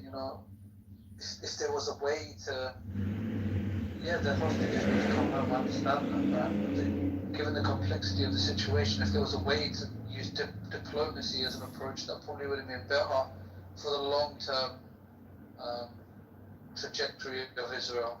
Because again, you could say what you want, but maybe they wanted Israel to strike. Maybe you're right. Yes, they want that. Of course they want it. But you kind of you're doing their bidding as Garfield alluded to. You're kind and yes, you may. Let's say you get the hostages back. Let's say you don't. Let's say some of them pass and some of them freed and whatever. The means will be questioned regardless of what that is fine. That is fine. That you will, and I think that Israel is being very careful with the means that they are using. But when you say diplomacy route, can you tell me what? We would obviously we will not appeal to Iran or to Qatar. Or we would appeal to Western democracies, okay? And let's say all of them are with us. The entire Europe and United States, 100% with us. And they will say, we call upon Hamas to immediately release the hostages. And they say, fuck you in Arabic. I don't know how to say fuck you in Arabic. Then what? Maybe I'm missing something, and I would love to know from you or from Garfield, how does this diplomacy thing works? To resolve, not okay, we appeal to the international community, and then what? How does it work? Well, I don't think Israel is friends with the countries in the Abraham Accords, so to speak. I wouldn't say they're friends, right? But there was a formal document that they constructed that ensured that they served as mutual guarantors for each other's safety, right? Whether they agree with it, each other's safety. I don't think so. No, I don't think it's about securing each other's safety. Not that I never heard about this. Through mutual economic gain, right? So there was an incentive apart from each other's safety that ensured that we wouldn't jeopardize each other. I don't think that the countries that we had, we ever threatened. We never had anything with the UAE, for example. But I want to go still on your route of because I'm interested in this. Okay, so 7th of October happened, and yes, a few days of fighting because they were on our land. So let's say we pushed them, and now they're in Gaza with our hostages. We are now 2 weeks in. The hostages are already 2 weeks in, and we appeal to the community, to the international community. We say, this happened. Everybody know. We have a sympathy. Then what? I just want to also remind the room that the demonstrations against Israel claiming genocide started on October 8th, or even on the 7th. There were already demonstrations in Europe.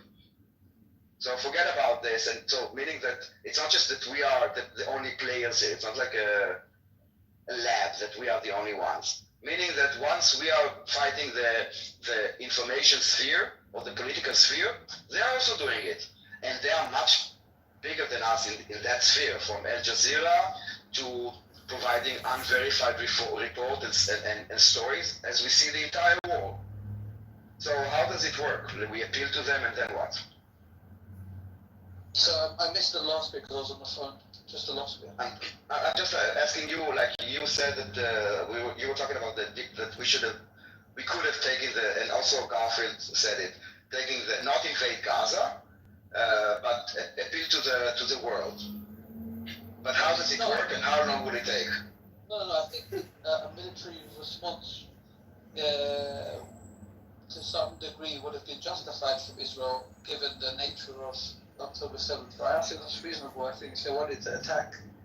But no, we don't want to attack. We basically went into this war because we have hostages and we want to come back and we want to remove the threat. Right. But what I'm saying is, I think a military response would not be unreasonable given the nature of October 7th. I think, that campaign should have been 3 months, 2 months, a month, 5 months, 6 months, something like that. But it could take a day.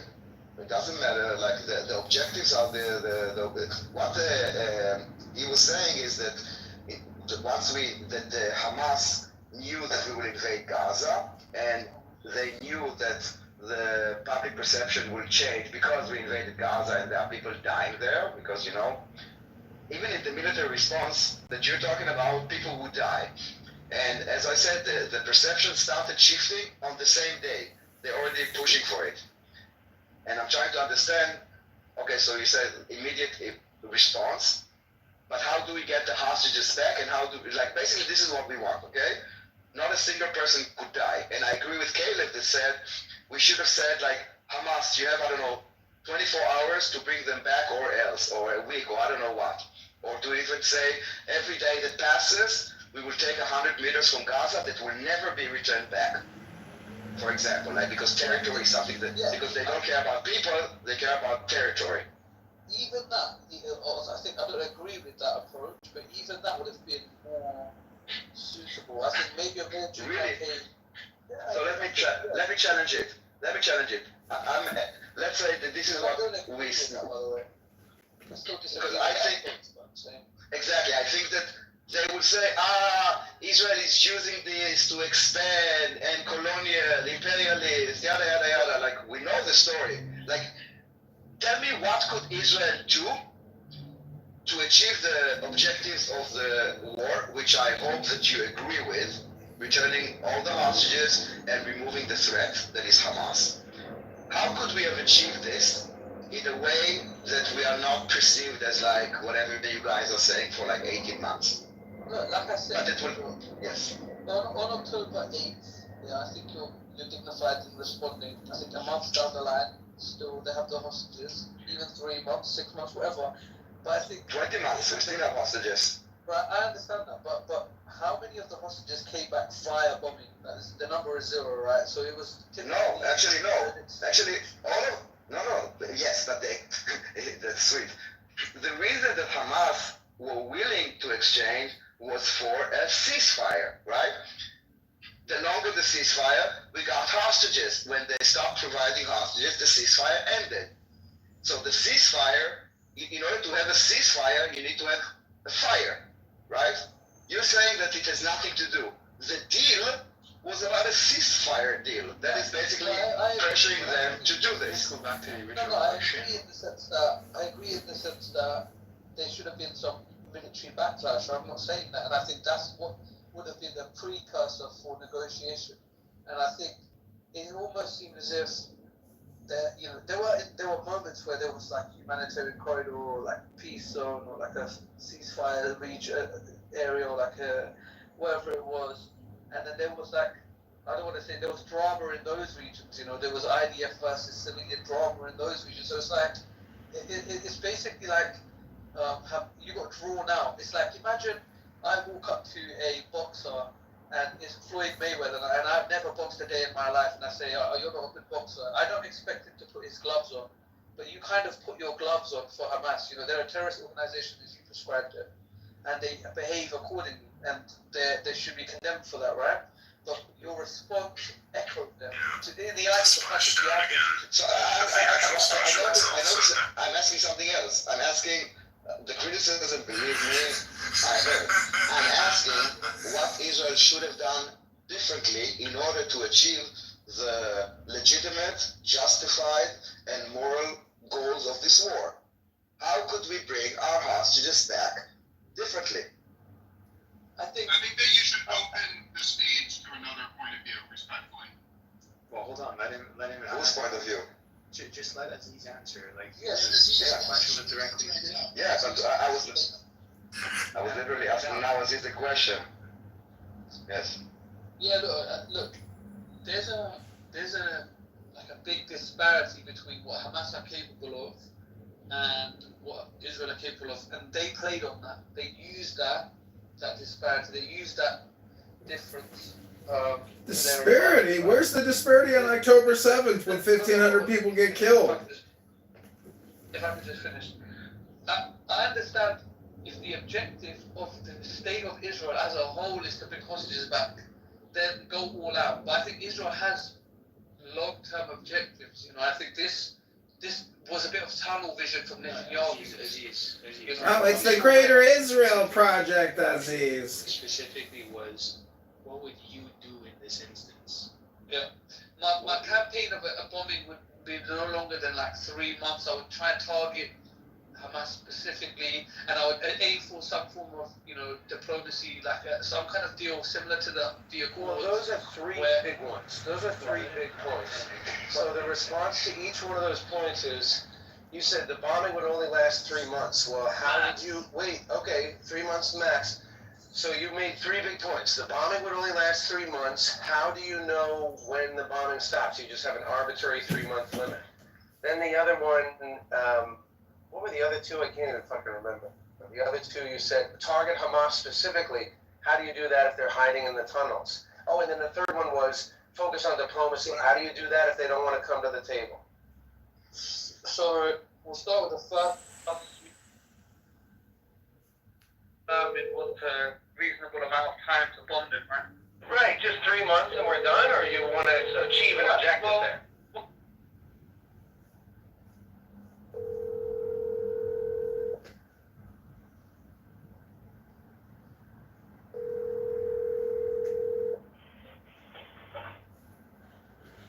Hey, can I place an order for pickup? Can I get the incredible chicken sandwich with everything? Yep. And a slice of cheese, that's it. John, yeah. Okay, thanks. See you soon. Bye.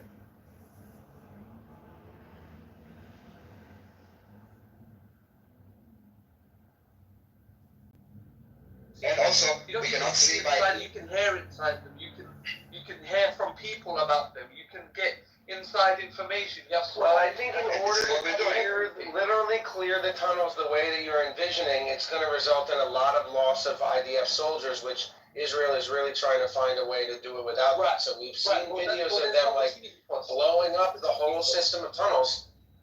But this is it. This is the problem. This is the opportunity cost. This is the price you pay for not taking that approach. This is the price you pay for not making the soldiers fight the soldiers. And you They are fighting the soldiers. They are fighting. Listen, Hamas. Hamas is. I mean, but the reality is, you need to face reality, okay? And the reality is that Hamas is embedded within the Palestinian culture and infrastructure, okay? Meaning they are using, I mean, you can call it talking points or whatever, but that is reality, and this is like a reality room. They are using hospitals, they are using schools, they are using hospital masks, they are not using uniform, and they are hiding behind the civilians. Yeah. So do that. Well, but this is the thing. Destroy everything, right? But this. Jack, hold on, everybody. Jack, this is a serious conversation. It's not a so now Aziz is speaking. If you wanna, That was okay. Gotcha. yes, because exactly. Like keep your propaganda. We're trying to you can go to our meals room. We're trying really to have and we had. I'm sorry for you, but we had like an hour, more than an hour now, for like a serious conversation. And even Aziz, that is not on my side, and I know that he's on my side, is getting permission to speak freely. Yeah, I've been listening. It's been a good Okay, discussion. That's why. So let him speak. Okay, so let him speak. I was okay. Yeah, no, I was saying, where was I? My friend addressed the 3 points, and then I was. Yeah, the 3 points. Yeah. And then I told you about how Hamas is embedded. So the first one was, what's a reasonable amount of time? Well, I would have had the plan in motion to limit the longevity of the military campaign. So some form of diplomacy. I was talking with a friend. I don't know how short it would have been, but that would have been the ideal approach, right? And then what was the second question? What was the second? When you say diplomacy, you're saying diplomacy with Hamas? No. Like I said, with all of the like some kind of how we've got the Accords, right? We've got the Abraham Accords, right? These countries don't necessarily love each other. They don't even probably like each other, but there is some form of formal agreement that causes a stalemate where they have mutual economic interests, right? And they think that they could influence Hamas to put down their arms and release the hostages? You think they have this power in them? Or Well, even they Iran? should have combined a few things, right? They simply went military. They could have combined, suppression of other things. They could have done it more. The campaign could have been more, even if it's just purely visuals, right? The way people perceive things, it just wasn't done. It's just a poor military campaign, it's just a poor military campaign. And again, it's just it's a stain, Netanyahu had tunnel vision, in my opinion. And I'm not sure what you would have done differently, though, because limiting it to 3 months, this is not how war works. We have a goal, okay? The goal could have been achieved in a week or in a year. But as with anything, you have levels of priority, right? So I understand hostages are high priority, but the general optics and sentiment of Israel as a state, historically and going forward, that cannot be jeopardized at any point. No country does that. No country throws away their future standing for anything, especially not a terrorist attack. People stand in Yeah, you're describing Hamas and the Palestinians, not Israel, Aziz. And also your mic is really shitty. Great. I like I think nothing.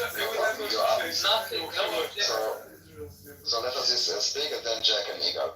Yeah, I think what we've seen is that Netanyahu kind of looked at Israel like his tenure. He just observes Israel from his lens, while I'm here, what do I do, right? But I think he kind of jeopardized the longevity. I understand that the hostages were a priority, but the way he went about it, again, you can say that the optics and visuals are irrelevant, but ultimately that's the sentiment of. No, they're very relevant. I'm not saying it's not relevant. I do say it's relevant, and I think that Israel did fight this war. Well, whether I can convince you or not that it's a just war, we can definitely discuss the optics objectively. It will be difficult for us to agree on whether this is just in isolation, but we can say that the optics undeniably are poor from Netanyahu's perspective. And undeniably. So if we're just talking optics and the way people perceive it, he shot himself in the foot a little bit. That's just my opinion. Yeah, but you didn't really answer my question. But I will move to yeah, we can move. I asked the second part. I didn't go to the second part, so. So you'll be back, no problem. Jack, you wanted to say something? Yeah, I'll make a couple comments about the conversation you guys just had, and then I want to ask a question. So the first thing is, I think, it seems like at least most people in the world have a bad view or a more negative view of Israel now than they did pre-October 7th. Right? That's my view on it. You guys feel free to disagree. You are right. No, we agree. Okay. I think. I agree at least. Okay. And I do agree with Aziz in the sense that the Israeli government kind of played into the hand of Hamas in a way, right? Where I feel like they knew after something like October 7th what kind of reaction they would get. Whether Hamas wanted that or not, I have no clue. But the reaction they got was, just destruction, right? Like pure destruction from what our point of view looks like. But my question is, there was an article that I put in the chat, and I think it was some of the Israeli hostage families or their spokesperson talking in the article, and he made a claim that they found out later that Hamas had offered on October 9th and 10th to release all civilian hostages in exchange for the IDF to not enter the Strip, but the government rejected the offer. One, do you think that's a true claim? And two, if that's true, do you think that was more emotional than strategic? So I will answer you. First of all, releasing all the civilian hostages is not enough because it wouldn't change anything. And also, you should look at who the Hamas classifies as civilian versus military. They took people from the Nova Party and then they dressed them up in fake uniform to present them. Basically, they say anyone, these under the age, I think, is of 40 or 45, is for them an IDF soldier. But let's say they were actually meaning only IDF soldiers, that they went in It wasn't during the war. They invaded, and they took people, and they had them. So let's say instead of 250, we had like, I don't know, let's say like 50 people that they considered soldiers. Do you think it will change anything? We would do the same thing. It doesn't matter if it's 250 or 50, even if it would be like 2. That is the thing. I think that saying what you're saying is like, oh, Hamas, if you say Hamas had offered to release all hostages, then we'll be having a different conversation. When they say we're going to release some of the hostages, then it doesn't change anything because it's one hostage is enough.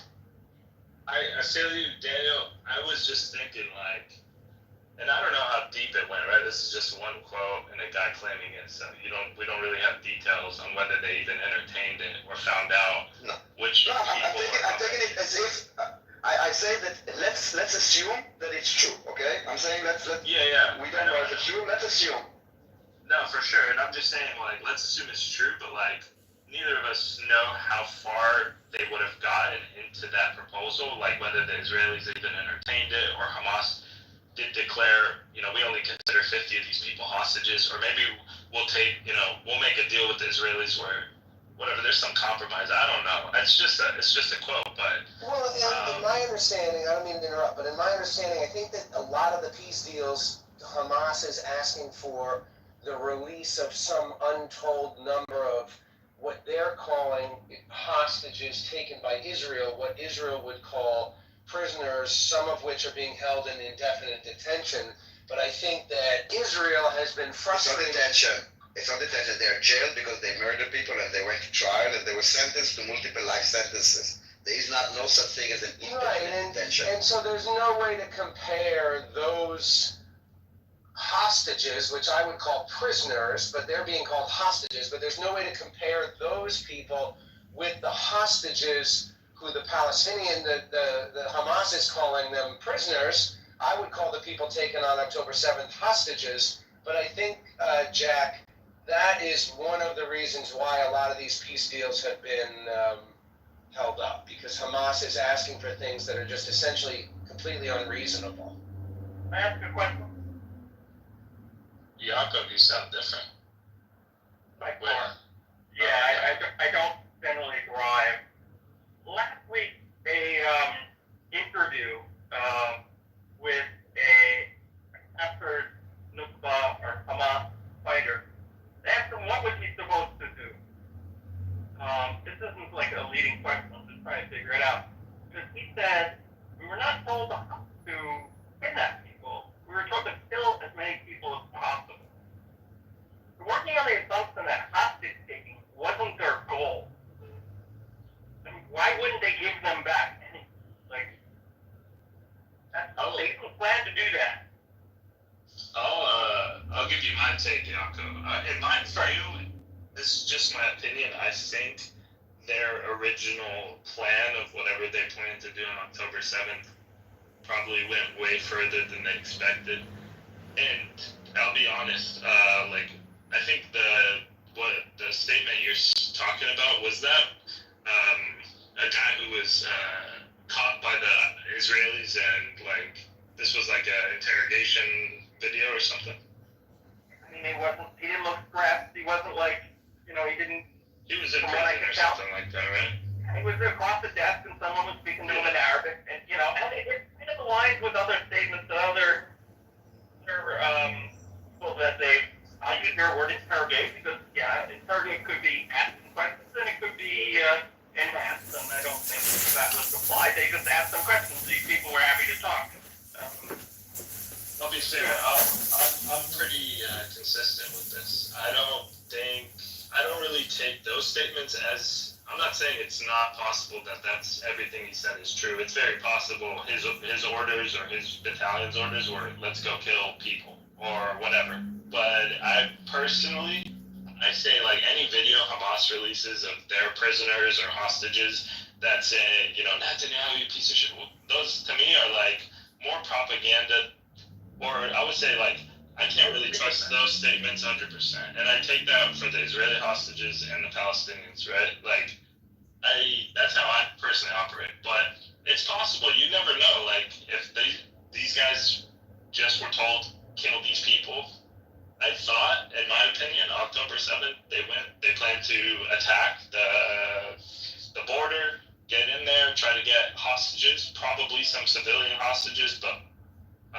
was thinking mostly IDF soldiers, and then I think it just got way carried away, and they like weren't. From what I think read, it just kind of like went crazy. the original plan was to get to, again, they'll help me out, was to get to a prison that was, I think, 20 miles from Gaza. I don't know which prison it is.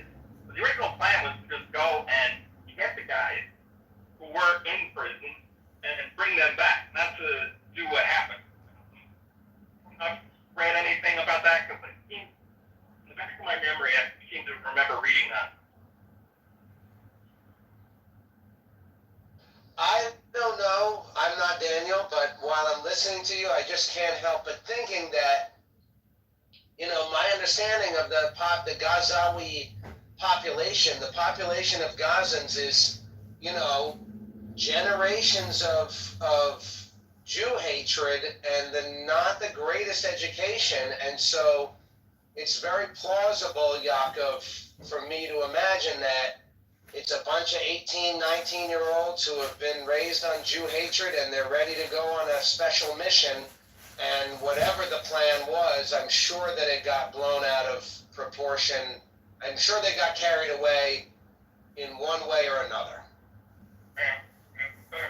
What's when you say they're raised on Jew hatred, what do you mean by that? Yo, Jack, you're retarded. October 7th was a coordinated terrorist attack, years in the making, and they went for maximum damage. It wasn't just like, oh, things got out of control and we killed some people we didn't mean to kill.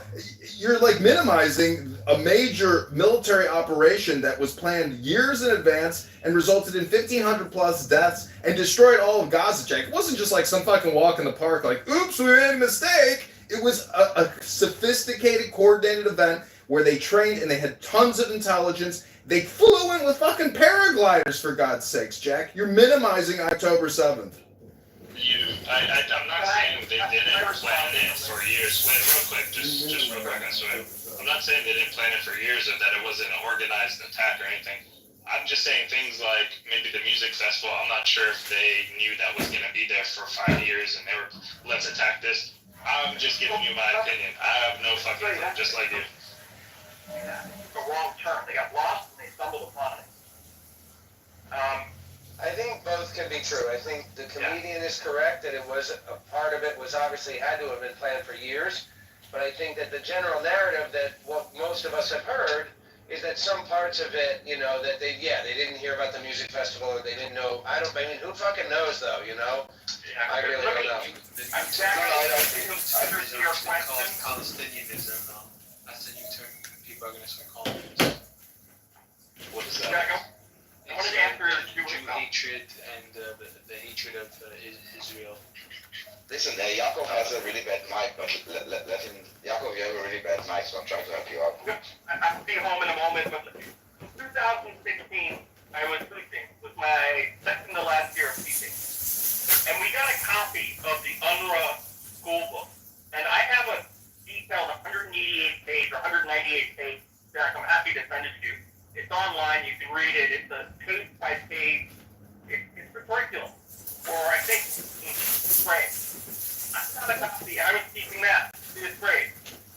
One of the questions I remember to this day, 2016, UN written school curriculum was a word problem for subtraction.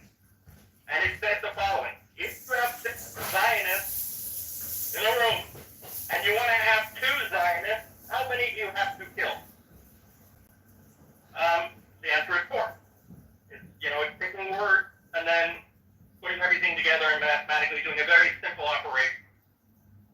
Have you got proof of this? Have you got proof of this? It's all over the internet. There's a report. For me. I think there's a report. You can. Yaakov, I would love it if you could send it to me. I would love it. But yeah, I was going to say that too. Please. You can. There's a report. You can Google. Hold on. Let me be clear. 2016 was a document that I got from another speaker. I don't have it online, but I have a full analysis that was done, I think, 2 years ago. And I'm happy to share it. I'll send it to Daniel and Jack. You send me a message in the back channel of how I can send it to you, Telegram or whatever. autobiography, all of the teachers and the creators of the content, many of them were Hamas fighters or ideological. I think like the physics, the 12th grade or 11th grade physics problem was you're swinging a sling, like David and Goliath, you're swinging a sling, and the distance of I think the sling is 1.5, so it's 30 meters, 1.5 feet, and you need to hit a soldier, and it showed a Zionist soldier, and then it says, okay, if you increase the distance that the swinging, how much quicker will it get over there? So you had to use the physics of, now it's going to travel much faster and have much more impact. That was an example of those. And there's Right, so those are both examples of what do I mean by raised on Jew hatred. They're in their math class in elementary school, middle school, and high school. They're being taught the basics of mathematics in terms of how many Jews do you have to kill. So that's kind of what I meant when I said raised on Jew hatred. And one sentence I want to say, then Cecil check. You were asking us, you asked for like to know more. Google the Impact SE report. They are doing like reports about like curriculums in schools. What? the report, Daniel. That's the report I was going to look up. Yes, yeah. That's it. Yeah, Jacob, we just have, I think that we want to hear you, but you really, like, it's really hard to hear because you... Oh, and somebody. What's the report I was talking about? Oh, okay. He's saying that, yeah. Yeah, so Impact SE, look it up and understand that there is an indoctrination problem. That we're not What just is Impact SE? I've never heard of it. I'm just wondering. Third-party organization. You can look through it. You can look through who they are, what they're... I think it just says who they're funded. And in the report, they don't just write their opinions. They will actually show you like pages, like screenshots or like pages from the textbooks.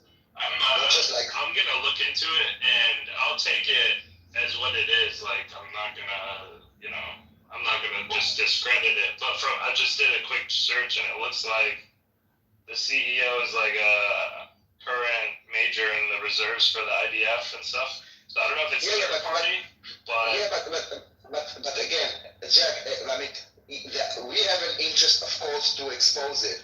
But what I'm saying is that if you would look at the report, don't read any of the text, okay? Don't read any of the conclusions, nothing. Just look at the pages that are presented as from the textbook. Don't read anything. Like, make your own conclusion.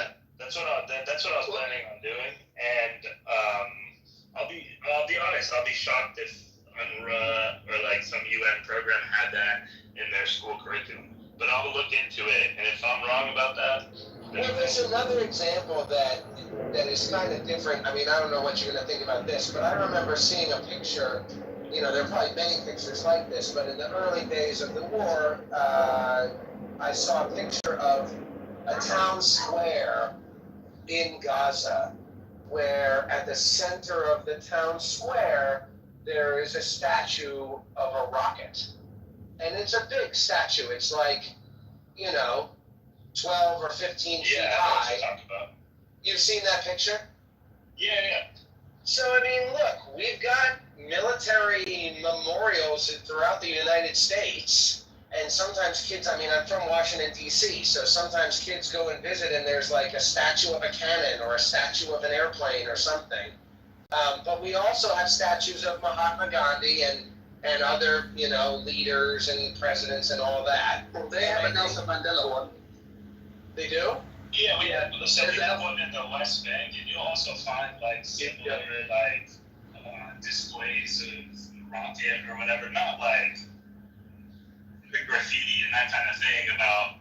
This is the thing, is like if you go to even any Palestinian refugee camp in the West Bank, you'll see this kind of thing too. You'll see symbols of keys, you'll see symbols of resistance, the history, and all this kind of thing. It's very memorialized in Gaza. All right, so maybe it's not fair for me to say they're raised on Jew hatred, although I still think that could be defended.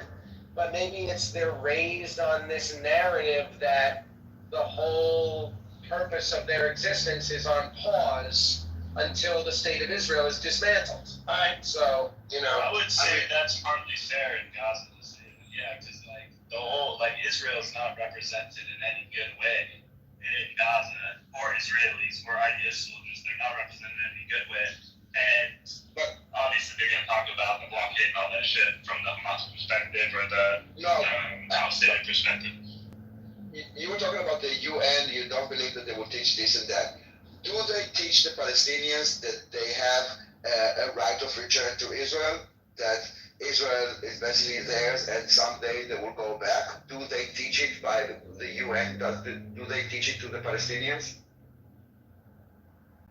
Is it in the curriculum? Is that what you're asking? Not just the curriculum, but yes, it's in I believe society. so. I believe so. Yeah. And I'm not sure. I'm just guessing right now, but I'm pretty sure my friend who went to school at the West Bank had said something about that, but I'm not sure. Now there is no this is part of indoctrinating. Like when you tell them that they have a right of return, which they don't. Okay, there is no such right of return. It's a brand name of a law in Israel that allows Jews to come to Israel. It's an immigration law. It's not a given right of return. There is no such thing. But they do teach them Haifa is ours, Akka is ours, and you have a right to return, and you will go back and they will show a map of Israel and they will call it Palestine. Yes, it is coming from UNRWA. UNRWA, the entire mandate states that those people, the Arabs of Palestine, will remain refugees until they're allowed to go back to Israel. And this is not about solving any issues. They started with 400,000 refugees, and now we have I don't know how many, 16 million? It's not resolving the issue. I'll say one thing in response, though. That's there was a lot of UN General Assembly votes repeatedly, and even resolutions like UN Resolution 194, 3236. There's so many decade after decade, and it's repeatedly saying this resolution is passed that refugees wishing to return to their homes and live in peace with their neighbors should be permitted to do so. And so this is also taught in the schools in Palestine. Yes, but UNGA is a political statement. It's a political decision. It's not a binding decision. It's not a legal decision. It's a political. Let's say all the Muslim countries want to pass a resolution that Israel should stop existing, right? They can pass the resolution. They have enough votes. And Israel will vote no in the General Assembly, not the UN Security Council. General Assembly is based on majority. It doesn't. At this time, just one last thing. I swear. So, just about the UN Resolution 194, right? This was passed in, I believe, 1948. Just a couple years before. 49 after the war. No, it was 48. It was December. Sorry, it was just before 49. Okay. But they passed it, and 35 voted for it, 15 against it, right? That's not that many countries. Wait, one second, almost done. So that's not that many countries. That's a similar thing to me as the UN partition plan that got voted on by a similar amount of countries. And it's like you said, it's not legally binding or whatever. You have to make it a reality politically and through whatever other means you're going to use. But I'm just saying that this is something that the UN is constantly voting, constantly repeating. So it's not it's so crazy that this is taught, in my opinion. No, I think it's crazy that they are using the Palestinian. Arab countries voted against 194? Sorry? Because it implicitly recognized the sovereignty of Israel. Here, I actually looked this up the other day. Against is Cuba, Iraq, Egypt, Lebanon, Pakistan, Saudi Arabia, Syria. Right. Yeah. Those are Yemen. Those are all the things that are against. Right. Because it said they have to be able to move back, which, okay, sounds great, and live peacefully amongst the country or something. The wording implies that Israel would exist. So they're like, no, this is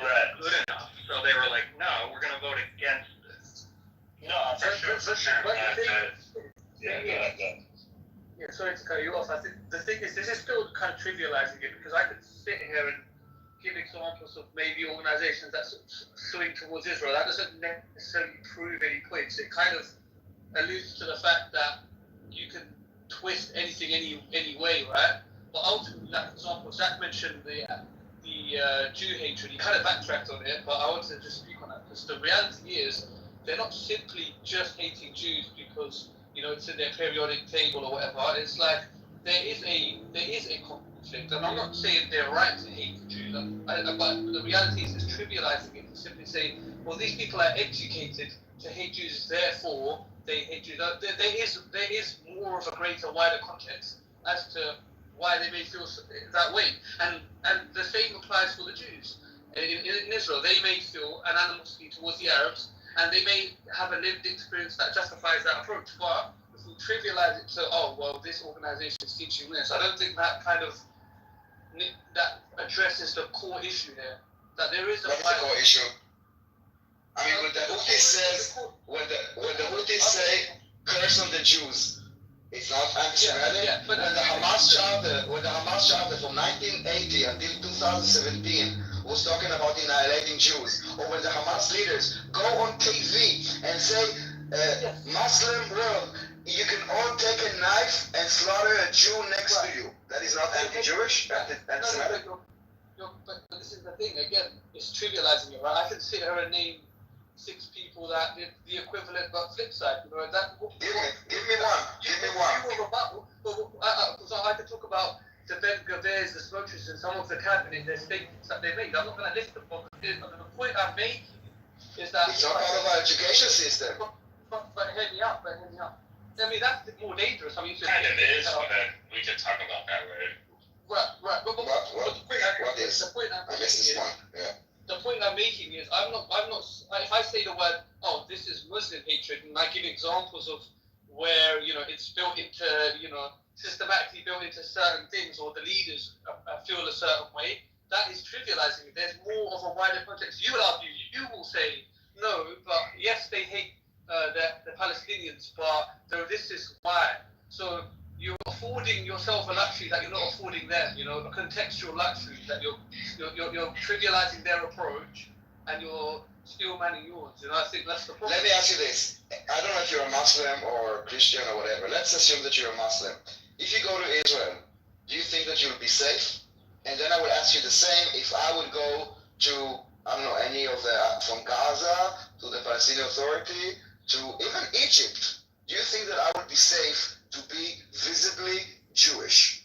Right, but what you're doing is giving examples of unstable Muslim countries and comparing it to a stable Jewish country. I mean, that, you know, if I was to give it a more appropriate context, I would give, because if you look at Afghanistan or Syria, these are failed states, so I would have to give an example of. No, I'm talking about, I said Egypt. It's not a fair example. UAE, so, okay. I'm safer in the UAE as a woman or whoever than being in central London or LA or California or New York. I'm safer in the UAE. This is a Muslim country. You know, the whole of the UAE is significantly safer. I'm saying as a Jew. Even Israel. It's safer than Israel. So you're for a Muslim? Yeah. Look, whoever you are safer in the UAE. No. I'm not talking about whoever you are. I'm talking about. No. When we're talking about anti-Semitism, we're talking about identity or religion. I'm saying that I would not be safe because I'm Jewish, not because the country is not safe. Obviously, if you go to, I don't know, Afghanistan, it doesn't matter who you are, you might not be safe because there's no rule of law.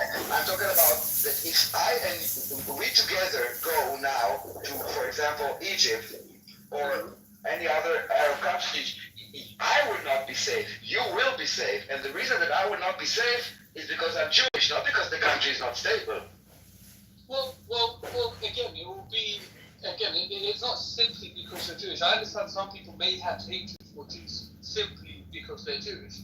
But I think what they'll typically find ingredients with it if you're like pro-Israel. They probably typically would have an issue with Israel, I'd imagine, in a lot of countries. And it's understandable. No, I'm talking about Jewish. I'm talking about being Jewish. I said I would be visible Jewish. Well, Yeah, if you're visibly Jewish and you go to the UAE, but nothing, you go to Dubai. Not UAE again.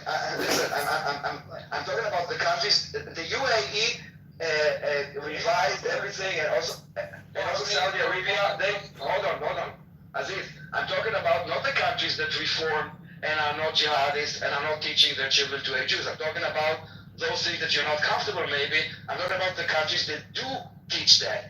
Egypt included. I will give you a testimony from an Egyptian woman, and she says what she hears in the mosque not he, because not that she said it on the radio because she wasn't allowed because she's a woman. They are at the end of every sermon they curse the Jews, not the Zionists, not the Israelis, the Jews.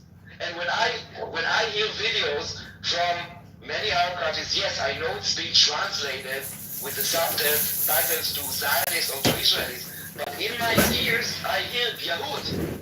Yes, I know that if you don't speak Arabic, you would read Israeli or Zionist. I always read a mistranslation. Even on the BBC, when they put some Arab people that say something against us, they would translate it as Israeli or the Zionist army.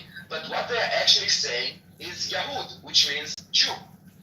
Yeah, but Daniel, like, also this is not like, there's definitely, especially now, I think, much more negative view on Jewish people across the Middle East or Muslim countries. And I definitely think there's also a negative sentiment against. But the thing I wanted to say is, for some of these places, like, the only Jews they really know are the Israelis, especially in Palestine. But I think it is very dependent on how you're viewed. Are you coming as a former IDF soldier to the West Bank, or are you coming as a Jewish American who's helping Palestinians and their olive trees and help protect them from settlers and that kind of thing? There's Jewish, I mean, there's like a couple of Jews who have PA citizenship, and it's not because they love Jews or anything. It's simply because this guy took a stance that's with us, and and that's what it is. Like, there is anti-Semitism, but to me, it's more centered around this conflict. And I'll say that because, like, even when I can go on Israeli media and I'll hear the most anti-Palestinian rhetoric I've ever heard, but I know that is fine. It's not. But this is what I want to say. It's not the same, dude. Palestinians are a group of people that are attacking us. It's not Muslims. It's not Arabs. Yes, the Palestinians are attacking us. Okay. For us, you guys are the Jews in the Middle East. That's how we come. Like this. If I'm in the Middle East and I want to reference Israel or the Israelis or Jews, I'm gonna say Yahud, because these are the only ones around. Like, look around. They're not. What other country in the Middle East are they there? But again, I wanted to say, like, even if they did talk badly about the Muslims and all that stuff, yeah. So there's like, you gotta understand the context is a thing. It's not like, oh, they just hate the Jews because they hate the Jews. No, there's a whole political conflict with a country called Israel, and there's wars that have happened and this kind of thing. But definitely you wouldn't be safe in a lot of these places. And it's not just because you're Jewish. Like, there's a little deeper than that. But I feel like if I was a Jew and I went around the Middle East, I probably wouldn't go around saying I'm a Jew. So I feel you. So I do think it is anti-Semitism. It always was Jew hatred. And I don't know, you were educated where? In the United States, right? You were not educated in Judea or in Gaza, right? Correct. So maybe, I don't know, assuming that you have friends there, if they have children, maybe ask them to share the textbooks with you, or like tell them, ask them what is the name or where are you buying it, order it, and check for yourself, because I'm not imagining it. I see it like in their culture, and they are all saying the same thing, and it is about Jews. And you know, at the end of the day, if you look, there are no Jews in the Middle East. There are like, I don't know, 4 in Egypt, but in Israel we have like what, 2 million Muslims? Yeah, but real quick, Dan, this is my whole point is, and I'll ask my family about if I can see some of their older textbooks or something like that in the West Bank, but I also view the way your guys' perspective on history is taught on Israel as, I could say, oh, that's anti-Palestinian, because it goes against our whole identity. You know what I mean? So it's like it kind of goes both ways. Do you know the document that I have in my PTR? Did you read it? You know what it is? What is this? The meaning of the Nakba. This is basically where the word Nakba came, written by Constantine Zoayak. This piece was written in 1948 after the defeat of the Arab armies, and this is where the word Nakba came. If you would like, I can send it to you. I read it 2 days ago. It's 90 pages long. Yaakov sent it to me. It's not a Zionist, obviously, okay? It's someone that is very pro-Palestinian. By the way, the word Palestinian is not even mentioned once in this document. They were referred to as the Arabs of Palestine. Who is this guy? Constantine Zoayak. Was he like a Palestinian historian or something? No, he wasn't. He wasn't. He was an Arab, and they saw Arabs as one nation, the nation of Arabs, and this is why also 7 Arab. This is they actually. There's a quote that I will give you now also, if we're on this topic quickly. This is from the PLO. It's called Zuhair Moshan. He was a PLO commander in the 70s. He's saying, okay, and that was the narrative back then. The Palestinian, not me, okay, so don't. The Palestinian people does not exist. I guess it's a bad translation to do not exist. The creation of a Palestinian state is only a means for continuing our struggle against the state of Israel for our Arab unity. By the way, the entire document talks about the Arab unity and how they should unite and have, like, for example, one of the criticisms that he has, that if Lebanon and Syria are using different weapons, that if you are a Lebanese soldier, you cannot just join the Syrian army because you're not trained. So they should have a unity of arms. And mentioning okay, let me just finish the quote. So I said the Palestinian state is only a means for continuing our struggle against the state of Israel for our Arab unity. In reality today, there is no difference between Jordanian, Palestinian, Syrian, and Lebanese. Only for political and tactical reasons do we speak today about the existence of the Palestinian people. And the Arabs of Palestine, as they were referred to, again, not me, by a very pro-Arabic, whatever, pan-Arabic, whatever you want to call it, he never mentioned the word Palestinian, because this identity, and I don't say that the people don't exist, okay? We're talking about this identity that was basically a tool, not for the Palestinian sake, but as a tool against Israel. And this is why 80 years later, the situation of the Palestinians is bad. I mean, there are still refugees 80 years later. They were not allowed to settle because they are used as a weapons against Israel, decade after decade after decade. So what I'll say is, this guy seems like an Arab nationalist, right? Or an Arab. Basically, we all unite under this one Arab identity, and the Syrian and the Lebanese and the Palestinian are no different. These are the same people. In some ways, he's right. But because for the longest time, this was Beled al-Sham, you know, this was Greater Syria, whatever you want to call it. This wasn't like a bordered place. This was pre-Sykes-Picot kind of thinking in my head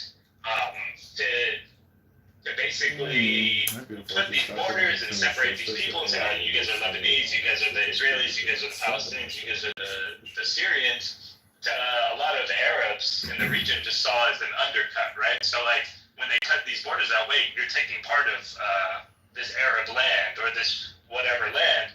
And in some ways, again, the guy's right. The difference between Lebanese people, Syrians, and Palestinians is not so much, other than like whatever France was colonizing Lebanon for a bit. So in some ways, it's true.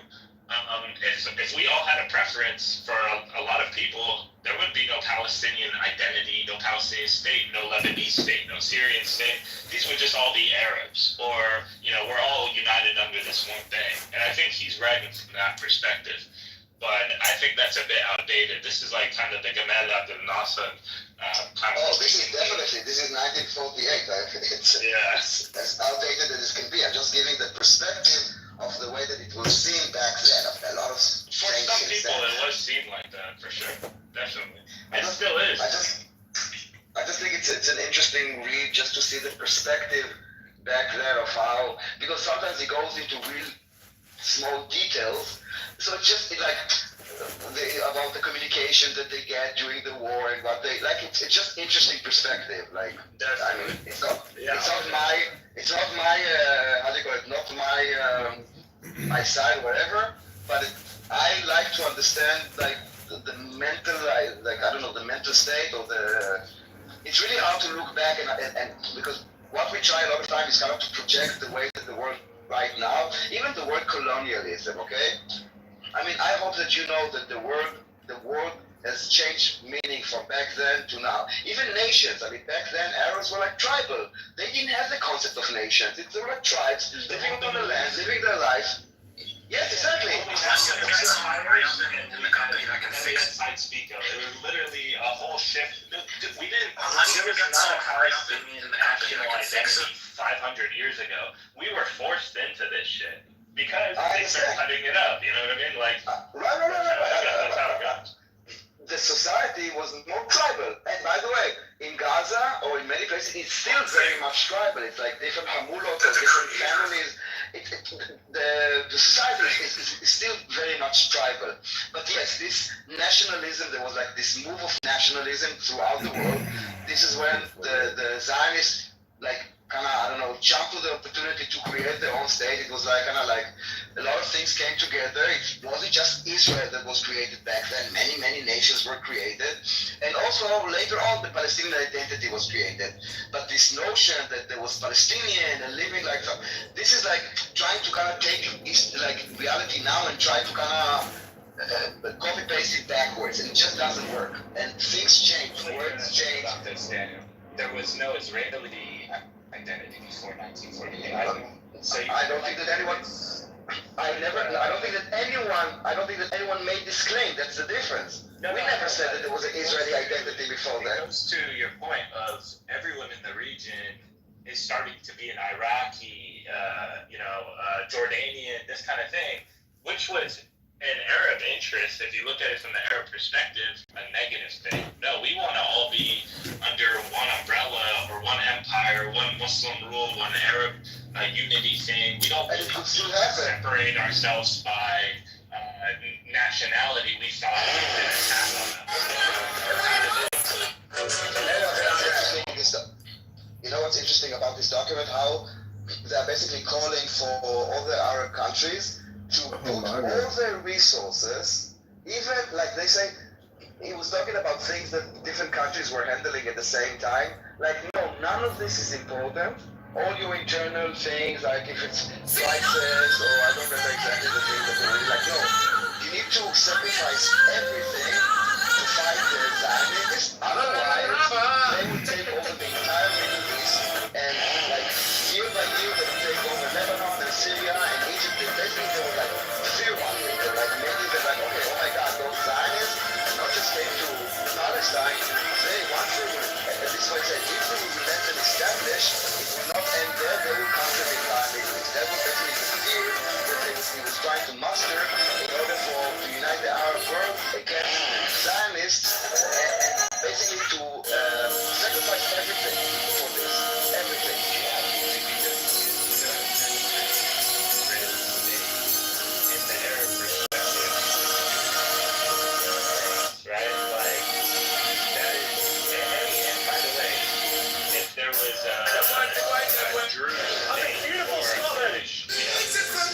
Like anything that's other than the Arab Unity, so it would. I don't care who is doing better than enemy in the region automatically.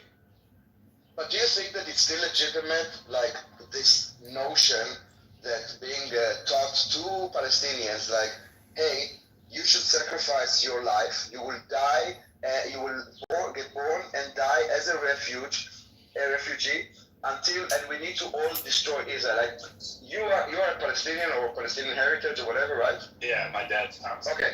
Do you really honestly believe that this is something that is worth fighting for? Do you actually believe that this is something that could be achieved, like the destruction of Israel?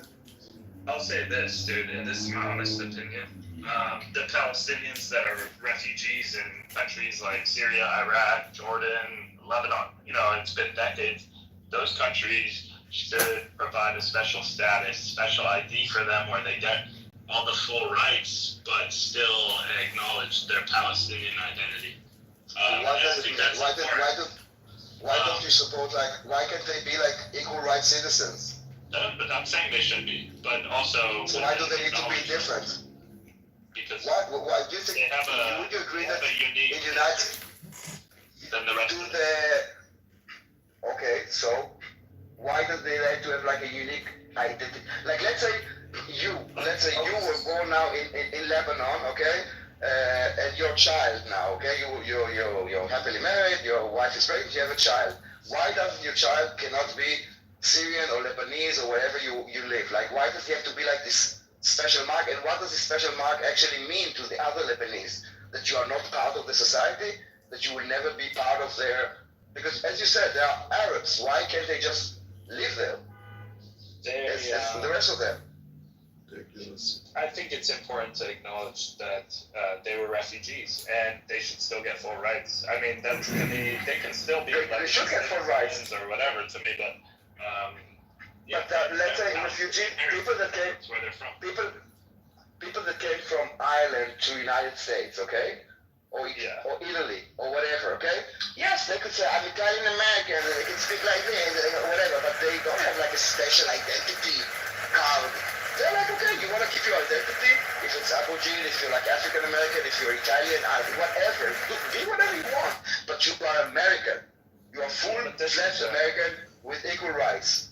The United States is more like a nation of immigrants. If you're talking about I go to Lebanon, I would still want for complete and equal rights as everyone else, 100%, and even the citizenship, amazing. But I think if there was a special thing where they're hey, but this is really where they're from, it does one, it upholds their history, and it gives them rights as everyone else, and they're not going to be stuck in camps or whatever the fuck, which I think is still so ridiculous. But to go to your second question real quick,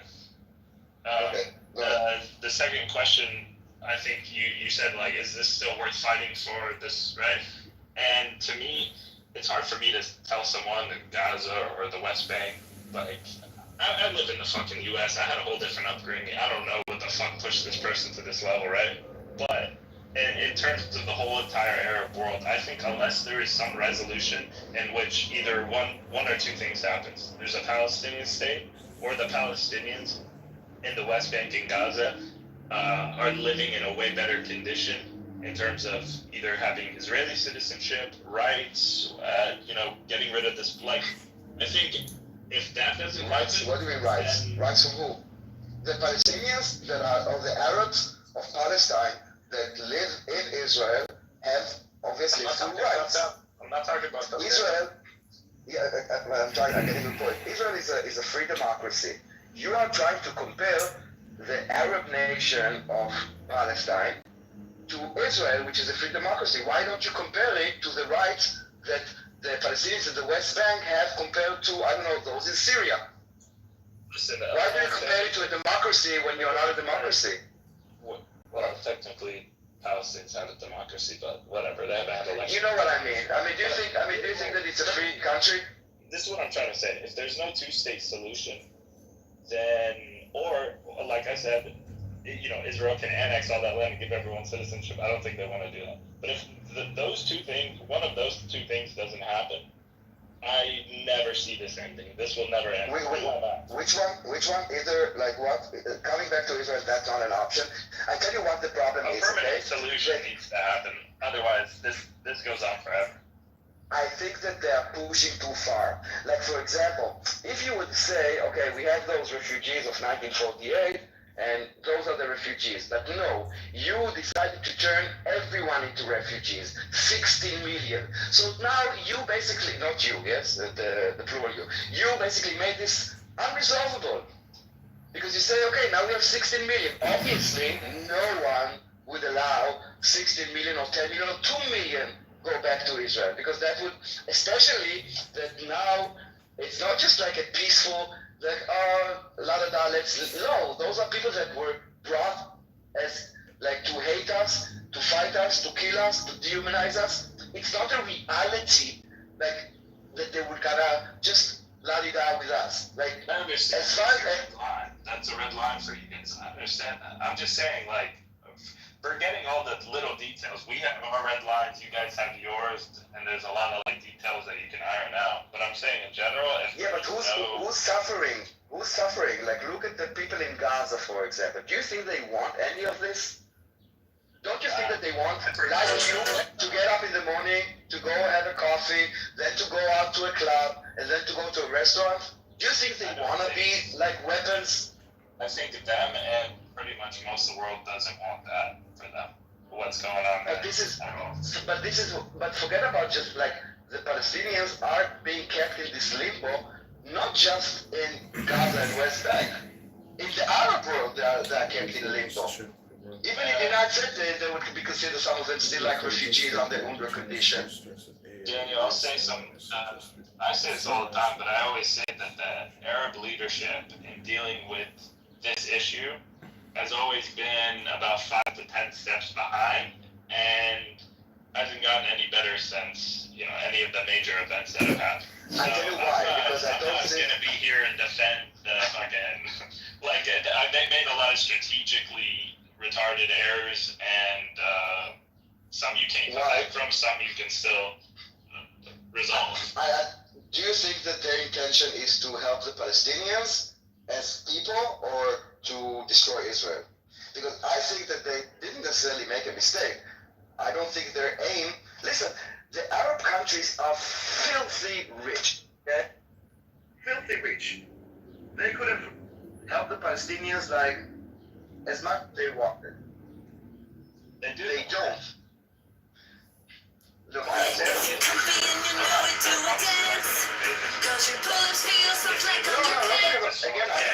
he would have done the same. I'm talking about, this is where I'm talking about helping the Palestinians trade all across Asia. May no one prosper but you, Cole. My power fields are tiny, nothing compared to his.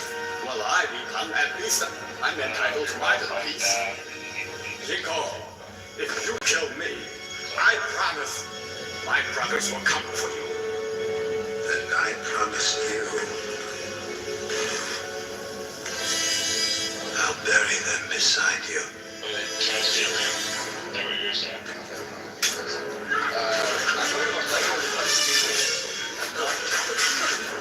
actually think about the Palestinians, I don't know like your men are not marked with enough of the shoot around, man. You're right. And I think that even what is so-called pro-Palestinians, oh, you are a wonderful friend. Like a father to I me. don't really think that they care for Palestinians. I think they use their suffering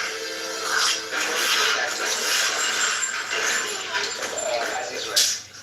Here's the thing we have to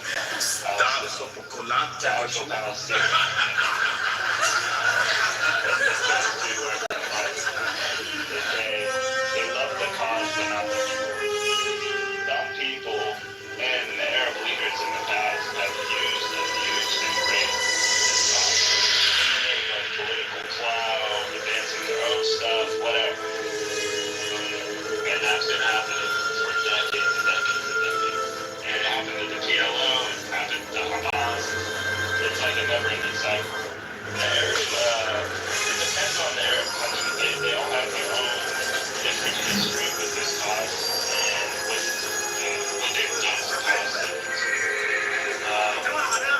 And some of them are definitely... Where are you taking me? I wish to see you. At his temple. A holy man wants to see me. You call that a temple? Like, what I like about a country like Saudi Arabia, which a lot of Palestinians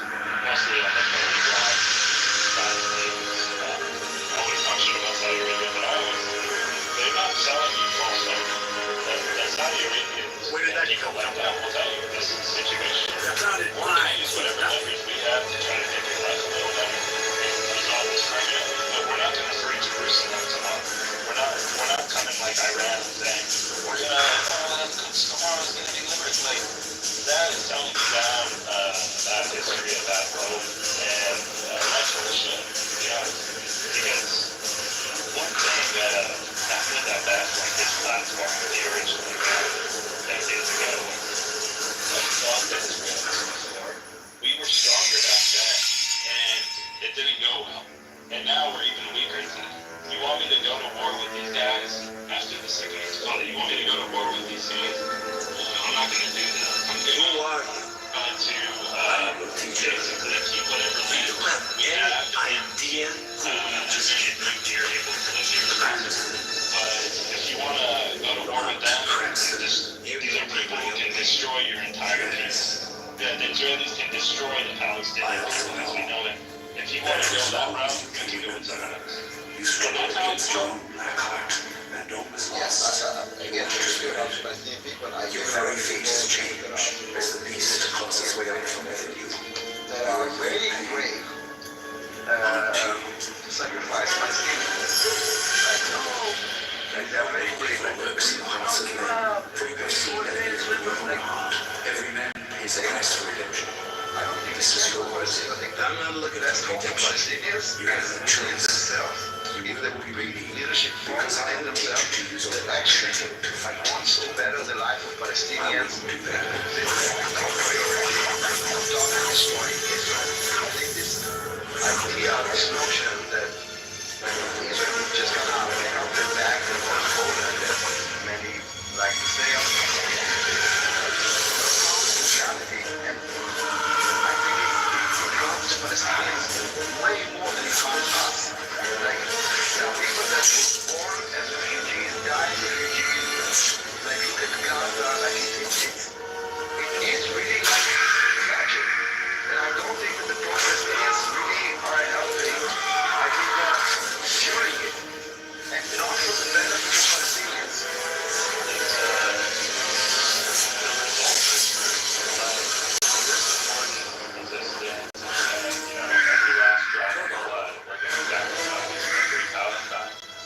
The result of being bad for those people who you're encouraging to do it. On the other hand,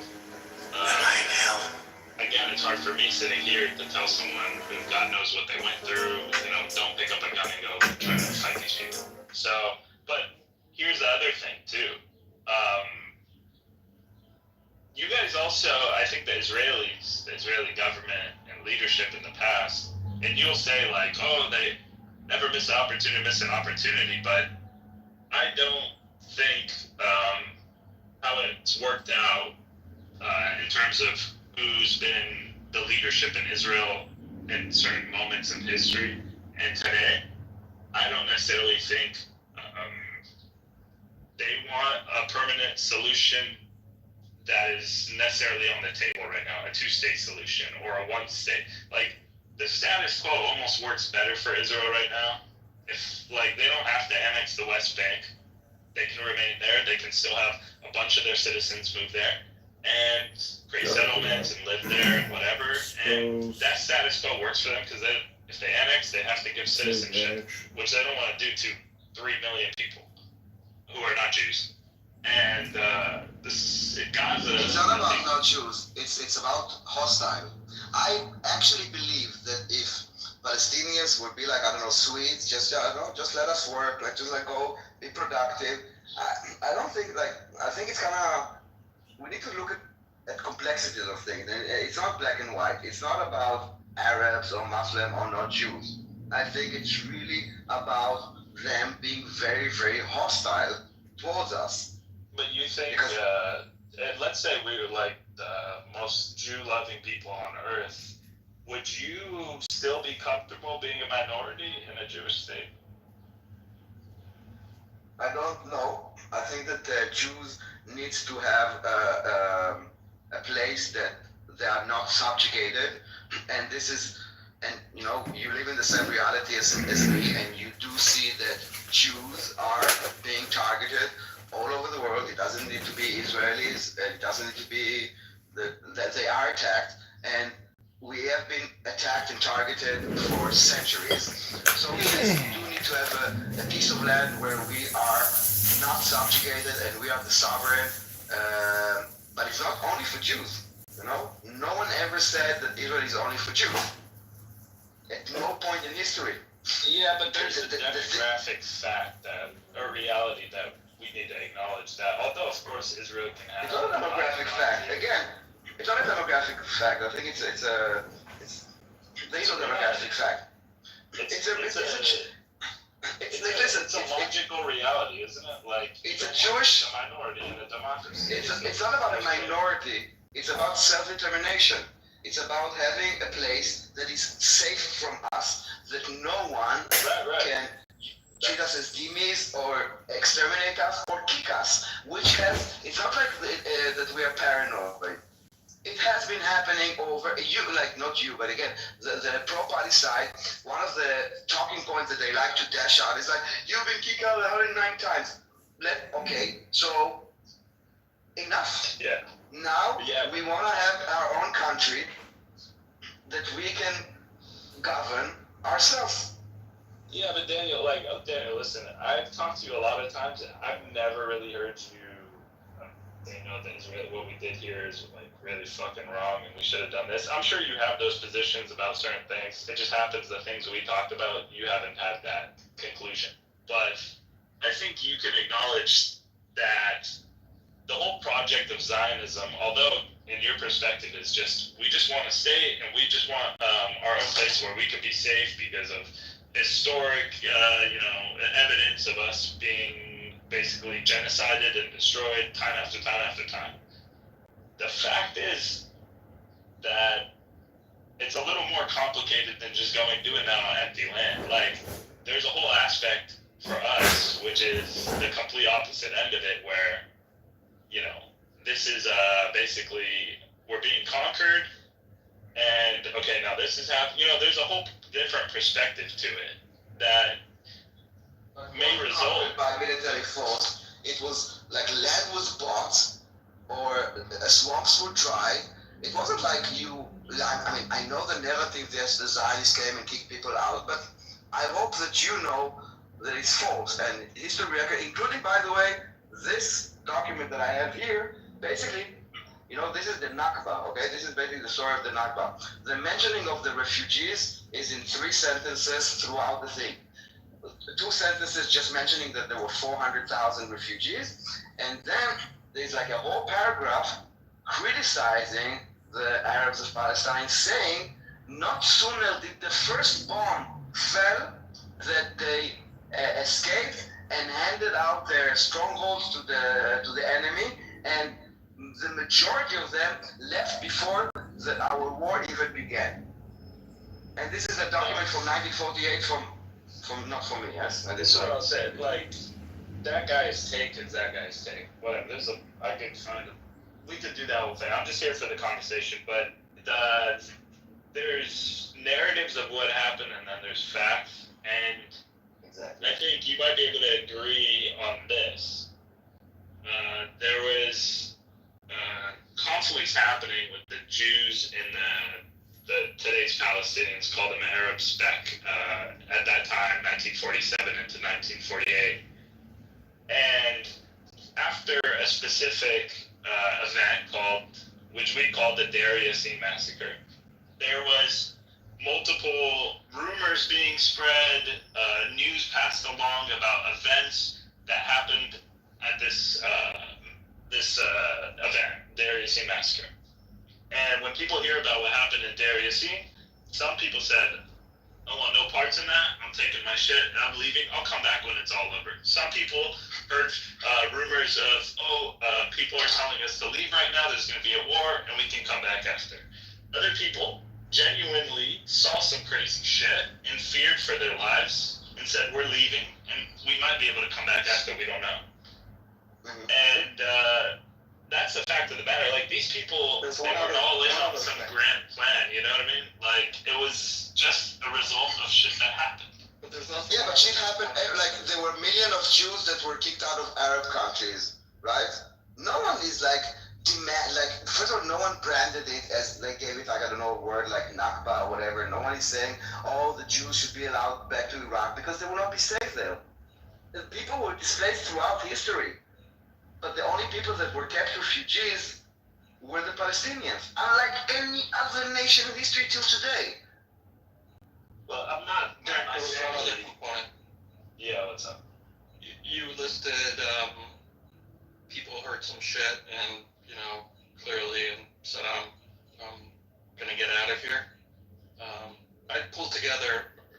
and I can share with you at some other point, there were a lot of messages from the Arab High Command for shortwave radio, things in papers, newspapers, essentially saying, we're going to kill the Jews within 6 weeks, leave so you don't get in the way so we can fight them, and then you'll get back and you'll be able to actually get some of the treasure. You'll be able to get some of their property, and there was this push in the media, and even the Prime Minister of Syria after the war talked about it, and many people. I could share some quotes with you. It's a component. What percentage? Unknown, but there was that component too of telling the Arabs in that area, leave so you won't get caught in the middle.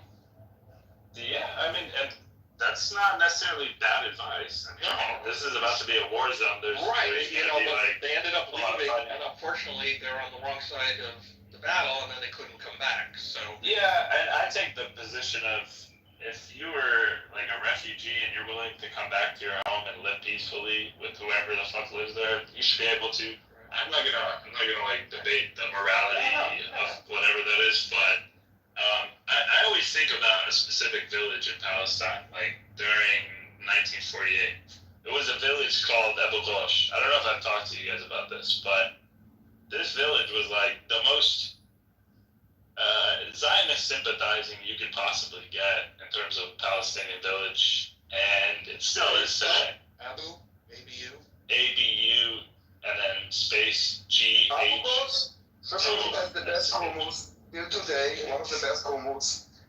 Abu Ghosh. Yeah, Abu Ghosh. G-U-S-H? Yeah, that's in the Wikipedia. G-U-S-H. Gush. Yeah, It's very close to Jerusalem, on the road to Jerusalem. Yeah, dude, the leaders of this village had like really good relations with the Zionists, even during like 1948 when all the other villages like closed their roads to Jerusalem and like set up blockades and stuff. These guys left theirs open. This is like they were always gonna remain neutral in this shit, and just they even had people from this village working with Lehi Stern Gang, right? Which is like the most hardcore. Like some people from this village would help break them out of prison. I don't know what the fuck was going on. They had some fucking like love lust for each other. Weird shit, but whatever. During 1948, as far as I know, the military objective was to ethnically cleanse this village. And I'm like, why? No, actually no, because half of them came back. So if the intention was, and they came back very early, still in 1948, half of them came back. If there was an intention to ethnically cleanse, then that was happening. No, they were actually, as you said, they were trying to keep neutral and keep the routes open, and they allowed at least half of them to come back. Yeah, but they went with the Haganah, not the Stern Gang. I'm sorry. No, half of them. Look at more. So half of them were kicked out, and then it said that at the end, almost all of them, like it says the Obama Machia, like the how do you call it, the majority, but like very high majority. How do you call it? Like listen, let me finish what I was saying. You're not gonna have a problem with what I'm saying. I'm just saying, like these guys were even pro-Israel. I won't even call them neutral. During an Operation Nachshon, the Haganah reconsidered. Nachshon. Yeah, so you know who Nachshon was? It is the first operation in the plan. I know, but you know who Nachshon was? Wait, 1 sec, Yaakov. Tell us right after. Sorry. I apologize. Excuse me. They were going to attack the village, but due to the opposition of the Lehi, the Stern Gang, they didn't. And I'm like, why were you going to attack them if they've always been pro-you? Like, their leadership, everyone was like down with the Israelis, down with the Zionists. Why was this a plan to begin with? Jack, but the question is, why Nachshon happened? No, I'm just talking about the specific village. Every time you're talking about consequences. You never talk about what's happened before. But Abu Ghosh, Sergio Abu Ghosh were neutral, right? They were pro-Israel, honestly, but they yeah, even assisted, neutrals are good. They even assisted the Israeli forces and kept the routes open.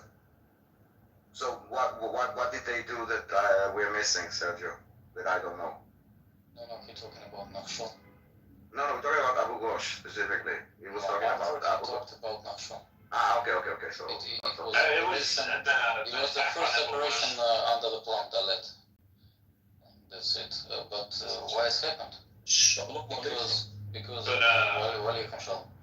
But the question is, why Arabs reject the partition plan and start the war in the in a 30 of November? Sergio, I'm talking about a village who was pro-Israel during all this. Why it makes sense?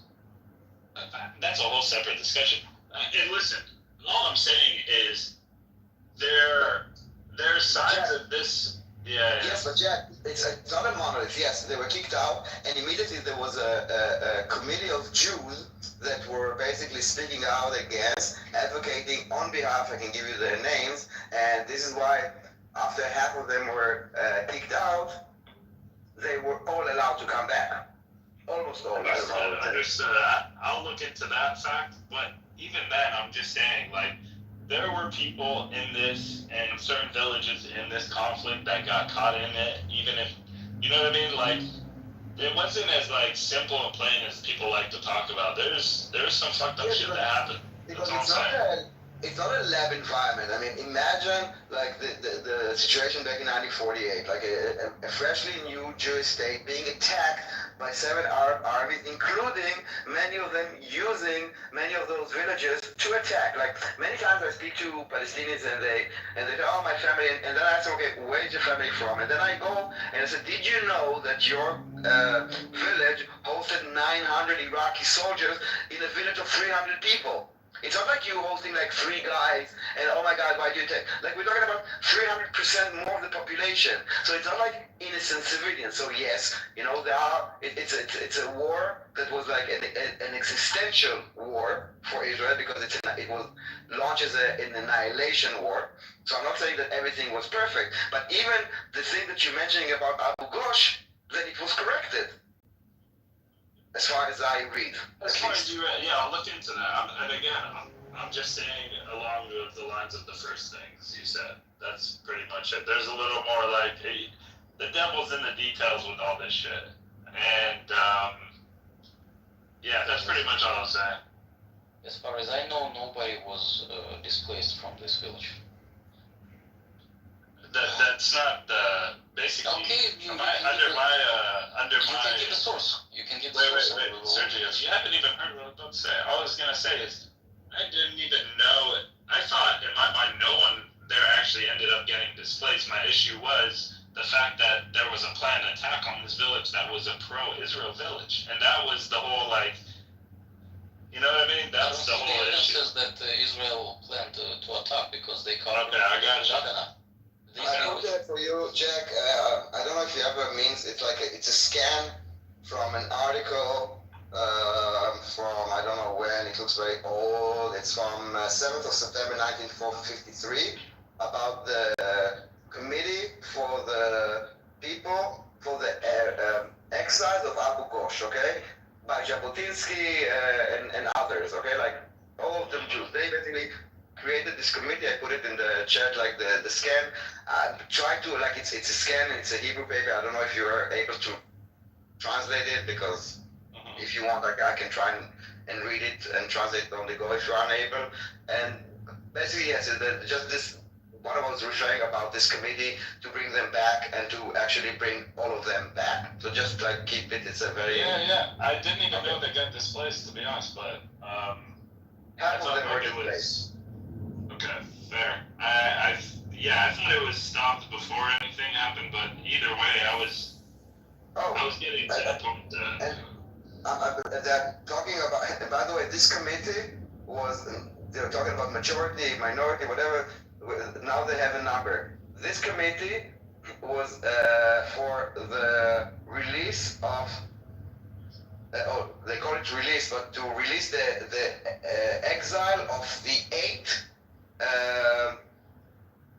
refugees from the village that were kicked out. So even for those 8 people, they created this committee to advocate for their return.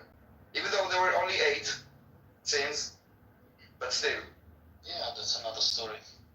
But Jack, what's your point? I don't understand. Do you know who started the hate between Jewish people and Arabs? That's where? When it starts, I ask you. No, I'm asking Arabs where. In the land of that called today Palestine. To me it started like, I would say 1909, somewhere around there, early 1900s. Oh, okay, but what was the point? From our perspective, the Palestinian perspective is there's a movement called Zionism that wants to bring Jews to this land and eventually create their own territory. Yeah, but you sold this territory. A lot of villages were sold by many times. Do you know what percent of the land that's considered Palestine, Israel today was sold? But do you know and who they were bought from? Do you know how many of this land were owned by Arabs? It is not a lot. It is not a lot. Yeah. Let me tell you something. So as far as I know, 2 major Jewish groups were purchasing the land. One of them was the Jewish National Fund. Yep. The second one was the Palestine Jewish Colonization Association.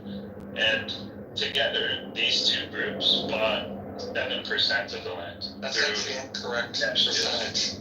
It's 11%. No, yeah, it's 11. 11. Yeah, the reason why, and I've been listening to Amir say the 6.5%. 6.5% is if you divide by the entire Palestine mandate, right? But Jordan was cleaved off in 1946, so shouldn't count. So you need to divide by the area west of the. I didn't know that. I thought the 6% was 6% of Israel Palestine today, not including. No, it's 6% of the entire mandate, which includes Jordan. Okay, and Jordan is 78% of the mandate, so. So let's say 11% they purchased. Well, yeah, it's between 10 and 12%. But I'm sorry, Jack. Do you know what was the land of Palestine in this time? Yeah, it was under British control. No, you're absolutely wrong. You're absolutely wrong. Wait, you didn't let me finish. No, I'm sorry, but I'm giving you a day. I must correct you. Brother, 1 second, Sergio. Let me just be clear. Let me be clear before you correct me. I said it was under British control after, World War I, but previous to that, the Ottoman Empire. Absolutely, and it wasn't the Palestine, as you know, because it was the Ottoman Empire. Absolutely. There is a different vilayats, and there is no Palestine. The Palestine was a colonized name. 1923 was the British. This is the thing, Sergio. If you look at what happened after Sykes-Picot, right? The Europeans basically carved up borders that they just arbitrarily decided this is going to be Lebanon, this is going to be Syria, this is going to be Israel, this is going to be Palestine, whatever, Jordan. These identities of Sykes-Picot. Prior to this, there was no distinct Iraqi, Lebanese, Jordanian identities. These identities are all responses to these new borders being drawn, these new nationalities, these new nations basically are being birthed, right? The Arabs much preferred at the time to be, we're all just Arabs. We're not going to separate ourselves from Iraqi to the Syrian. We're not going to have different interests. We're going to have no borders. This is going to be for us, we didn't really even care to call, I don't give a fuck about a Palestine, Lebanon, Syria. Cool, it'd be better if we had no borders on this thing.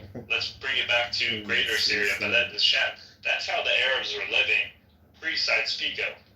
So Sykes-Picot comes along, all of a sudden, you're hearing about Syrian people, Lebanese people, Jewish people are wanting their land, they're going to make it Israel, so the Palestinians, wait, we live there too. No, we have our own nationality. We're the Palestinians, right? This is how all this stuff was born. It wasn't we've always been Syrians and we've always been Lebanese people. This is kind So, Jack, where does humility come into the equation? Because I think if the Palestinians and the Hamas leadership really wanted to end this conflict, they would humble themselves, bend the knee, and say, "Forgive us. We knew not what we did." Do you think the Palestinians will ever do that?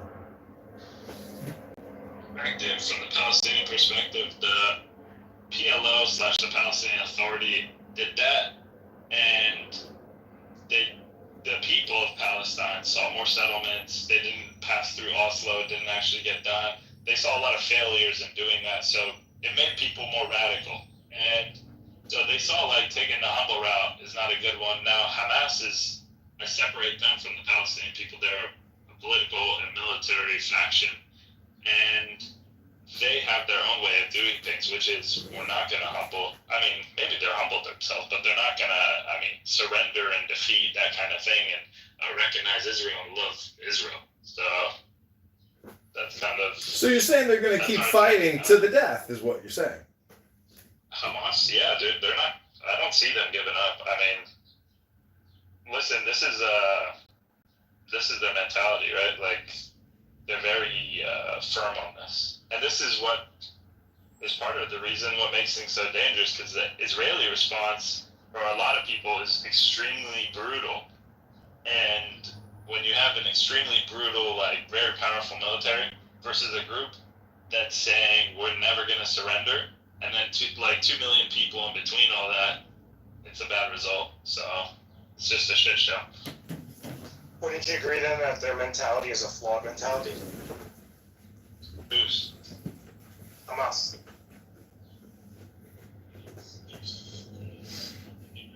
Just like any other mentality. Like, yeah, there's, this is the thing, right? Like, Hamas has a goal of...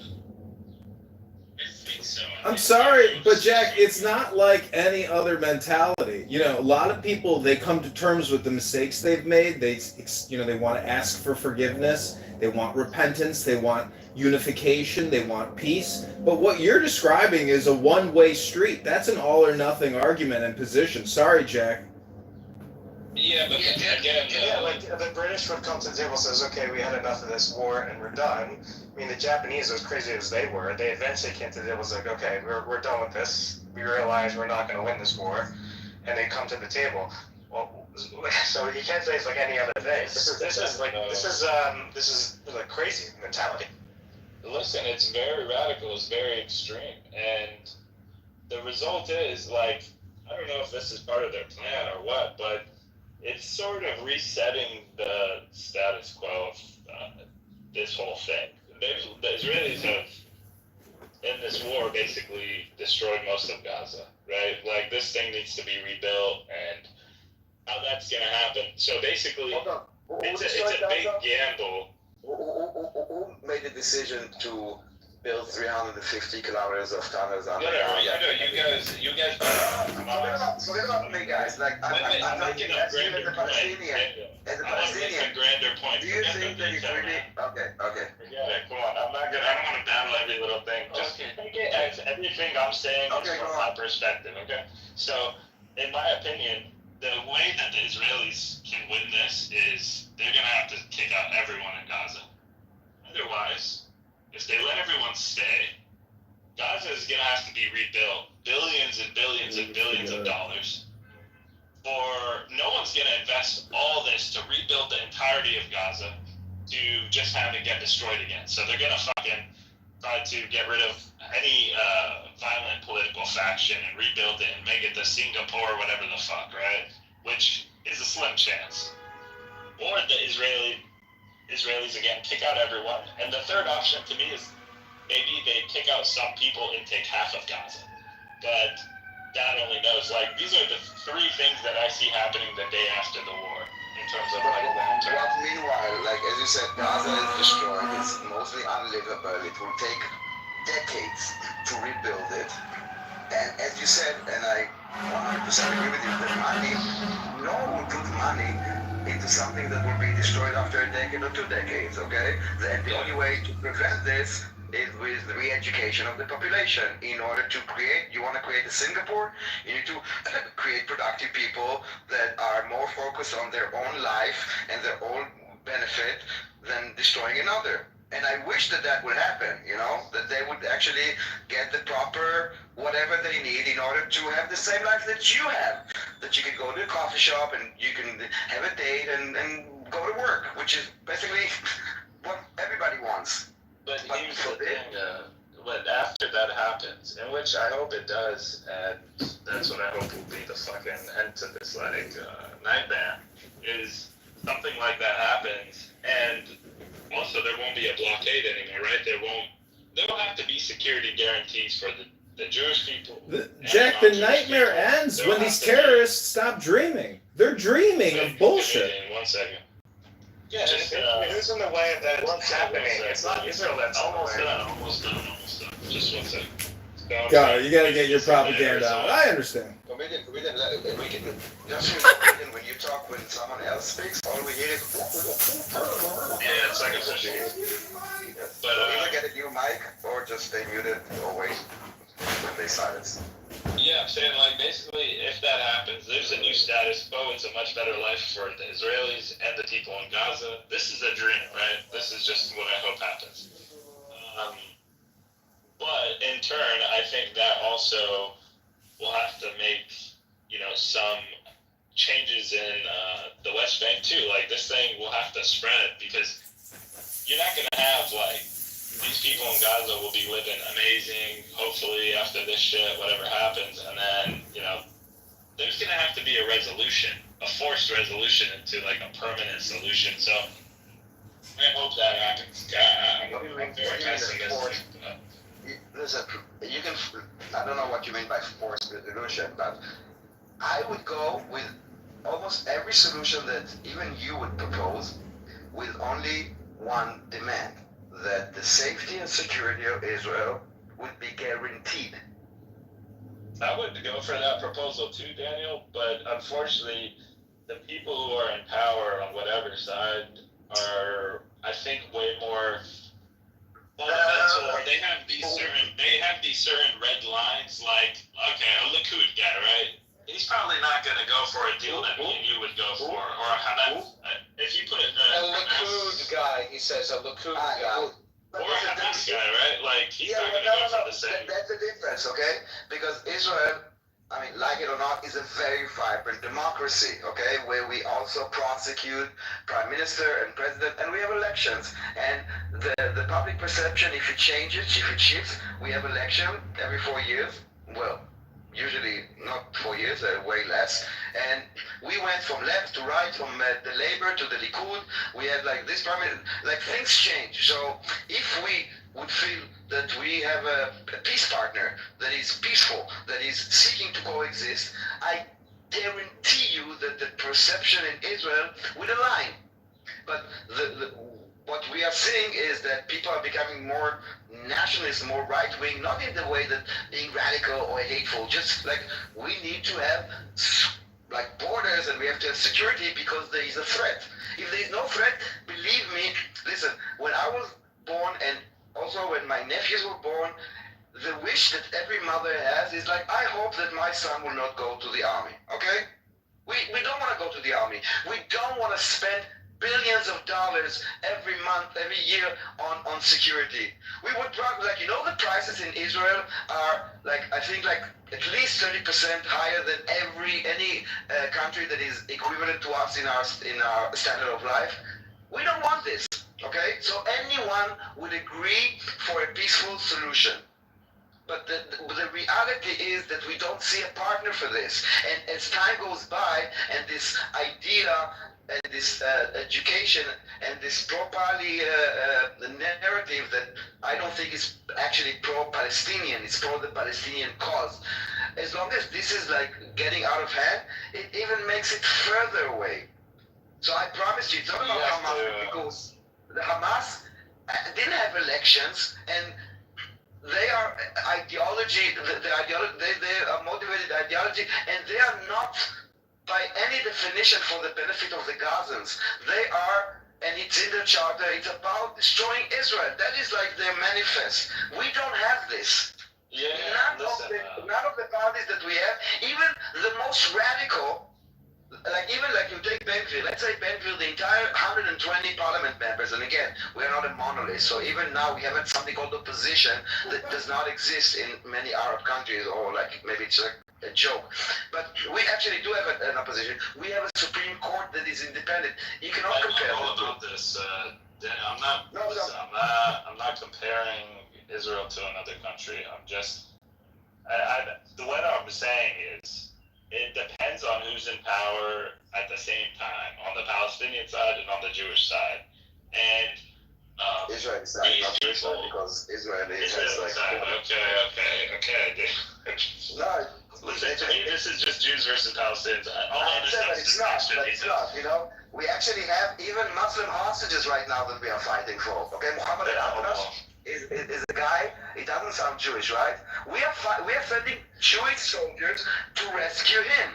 It's about... Daniel. Just so you know. I'm going to stick to, basically, I don't see, like, to me, there's too many, if you look on the Israeli and Palestinian political factions, all these people have their red lines and all these people have their hard stances against certain things on whatever deal will happen.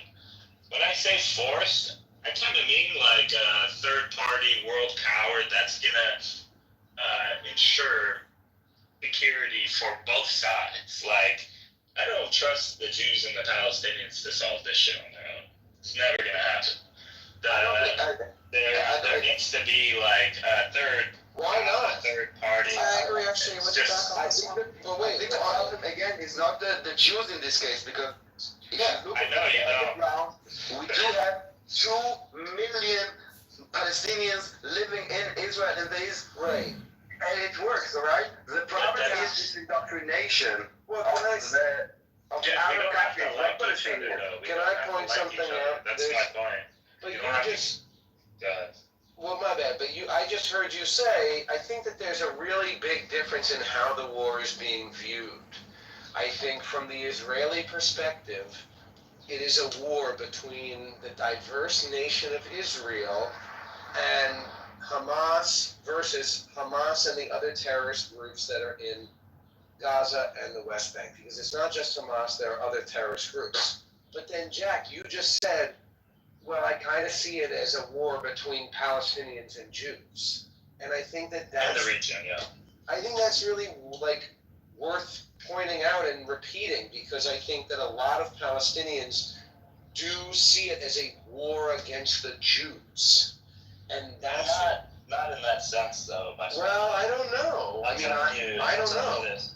Like, the Jews and the Palestinians, I would say definitely more pre-October 7th. Everyone else in the world can live fine with each other. Literally, like, I was just hanging out with my Jewish friends last weekend in San Diego. Like, there's no war. So why can't the Jews and the Palestinians get along in the land of Israel? Because there's a land dispute, pretty big one, and then there's a political conflict. And these two but other people have resolved land disputes and political conflicts before, so why is this population unique in that they can't solve their land? They're too far apart, and there's so much history of, like I'll tell you something, my friend, like, when October 7th happened, I saw the same anger and frustration and every single emotion out of Israelis and Jewish people that I've been seeing from Palestinian people for a long time. And the Palestinian perspective is like, we've been getting fucked up by these people and this kind of thing, and when October 7th happens, I think you felt, or Jewish people probably felt a similar way. The reason I say it's Jews versus Palestinians is because just in this region, like, not worldwide, fucking. If you think that 7th of October is like the first time that we've been attacked by Palestinian terrorists, then you obviously forgot. No, not like that, though. I mean, you guys haven't had an October 7th. Yeah, your guys' Nakba kind of thing. You need to, the bigger point here was the hostages, alright? And that was a huge mistake. Like, if it would be just a massacre, I'm not sure the response would be the same. Because we've been massacred before in Israel. If it's the Binarium that they blew up like outside of a club, killing like dozens of children, like this happens. Like It's it's hard to say horrible. which is which. I just think the Israeli response, in some ways, sure, you're trying to accomplish your military goals, and that might be a success to you. But I think in the long-term run of Israel, and I'll say some of Netanyahu's kind of selfishness, has gone negatively for Israel. So I think there could have been more calculated, more strategic, and a little less selfish on the part of Netanyahu. I think a lot of things he's doing. Yes, the war could have been handled differently, but it doesn't negate from the fact that it's a justified, legal, humane, moral war. I do think that Netanyahu I disagree with that. Yeah, But it's also a war. I mean, you know how many mistakes? You know how many mistakes happen in every single war I would history? like Daniel to give the Israeli perspective on Netanyahu. You need I think 3 Israelis here to give you that. I wanted him.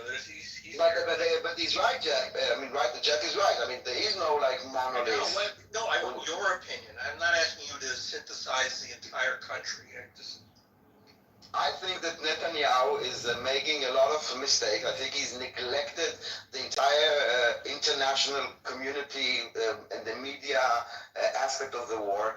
And I do think that he makes decisions sometimes that are benefiting his political position inside Israel.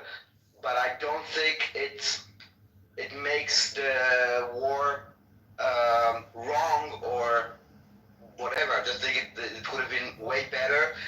Mostly, by the way, not the war on the ground. Actually, the international, the media war. This is where I think he's failing catastrophically. My point of view. Thank you. Appreciate it. I agree. Yeah, I think the way he's kind of disregarded the international community and certain things in the media will lead people to conclude that it's not justified or moral. You know what I mean? Like, the shit with the and all that. He didn't take care of the optics. I'm sorry, go ahead. My opinion is that the war was totally justified in the first phase, in the first half a year. And then, I think, since then, it changed, it became a political war. What I mean, in my opinion, in my humble opinion, there was a possibility a year ago to reach an agreement which will fulfill the two official objectives of the war, which are the releasing of the hostages and removing Hamas from the power in Gaza. I think it is achievable. Even now, it was achievable one year ago, because the intense stage of the war was in the first month. Then it became something slow, much more slow, and there was a possibility to. So the problem is that in order to remove Hamas from power in Gaza, there must be an alternative, a political alternative, and for political reasons. For political survival of Netanyahu government, this is not any political move will fall the government. That's the reason that Netanyahu is paralyzed politically, and he objects any political solution which can replace the Hamas rule in Gaza, which is possible because. Jacob wasn't wrestling with an angel, he was wrestling with a politician. There are This conflict we know about moderate is powers politics. in the Arab world. The most important is Egypt, which you don't. And I know that Egypt was ready to take part, a major part in taking control of administrative control, civilian control of Gaza a year ago. But any such step it's not possible politically in this extreme government which we have now. And but I think you're making the point that Hamas said no one will control Gaza except Palestinians. No, Hamas did not say it. No, they didn't say that. Yes, they did. Hamas, for there can be solution for an end of the war, You're coming together. Hold on. For an end of the war, there is possibility to remove Hamas from power. But you know what, Igal, I did read like during some of the negotiations that Hamas said we would leave it up to a technocratic committee of Palestinians to run Gaza, and we won't be in charge. But I think the way that Netanyahu was saying. Let me finish. You're missing the point. They wanted to stay. They cannot stay. Hamas by no means cannot stay. This is the. Yeah, but you said that after 6 months Hamas agreed to whatever. Where do you bring this? There could be a solution. Form a solution which will replace politically Hamas government. Not politically. The price. I will finish my What are you talking about?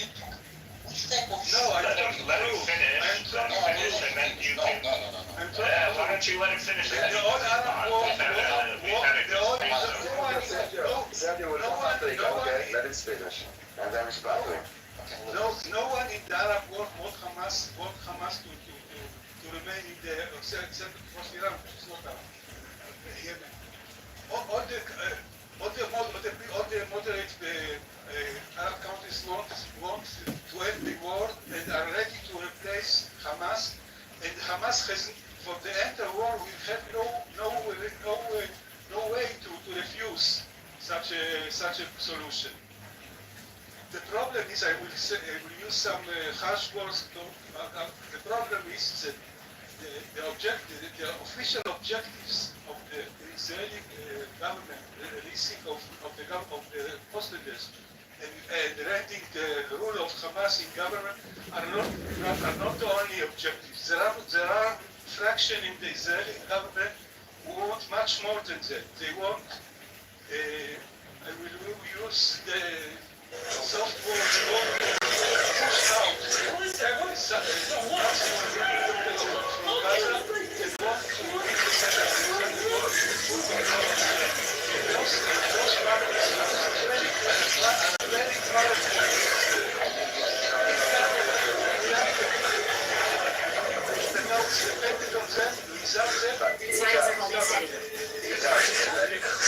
The fact that people want nothing doesn't mean that it's a legal war. It's possible.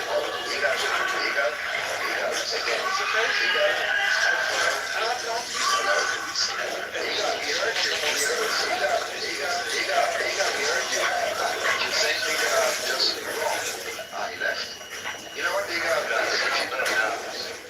okay, so I will bring him out. You say the total objective of the war because some people want something.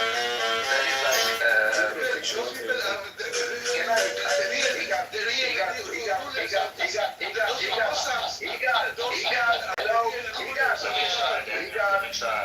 I heard you. This is the point that I'm trying to reply to you. Okay? Yes, I do not agree with you, and I will say things that you will not agree with me, but you need to listen. You said that those are the hidden objectives. It's false, okay? The fact that Smotrich, which has, and you know it, has no votes, if there will be elections tomorrow, he will be out of the government. The fact that he wants something is true, but it doesn't mean that it's an objective of the war. The people that think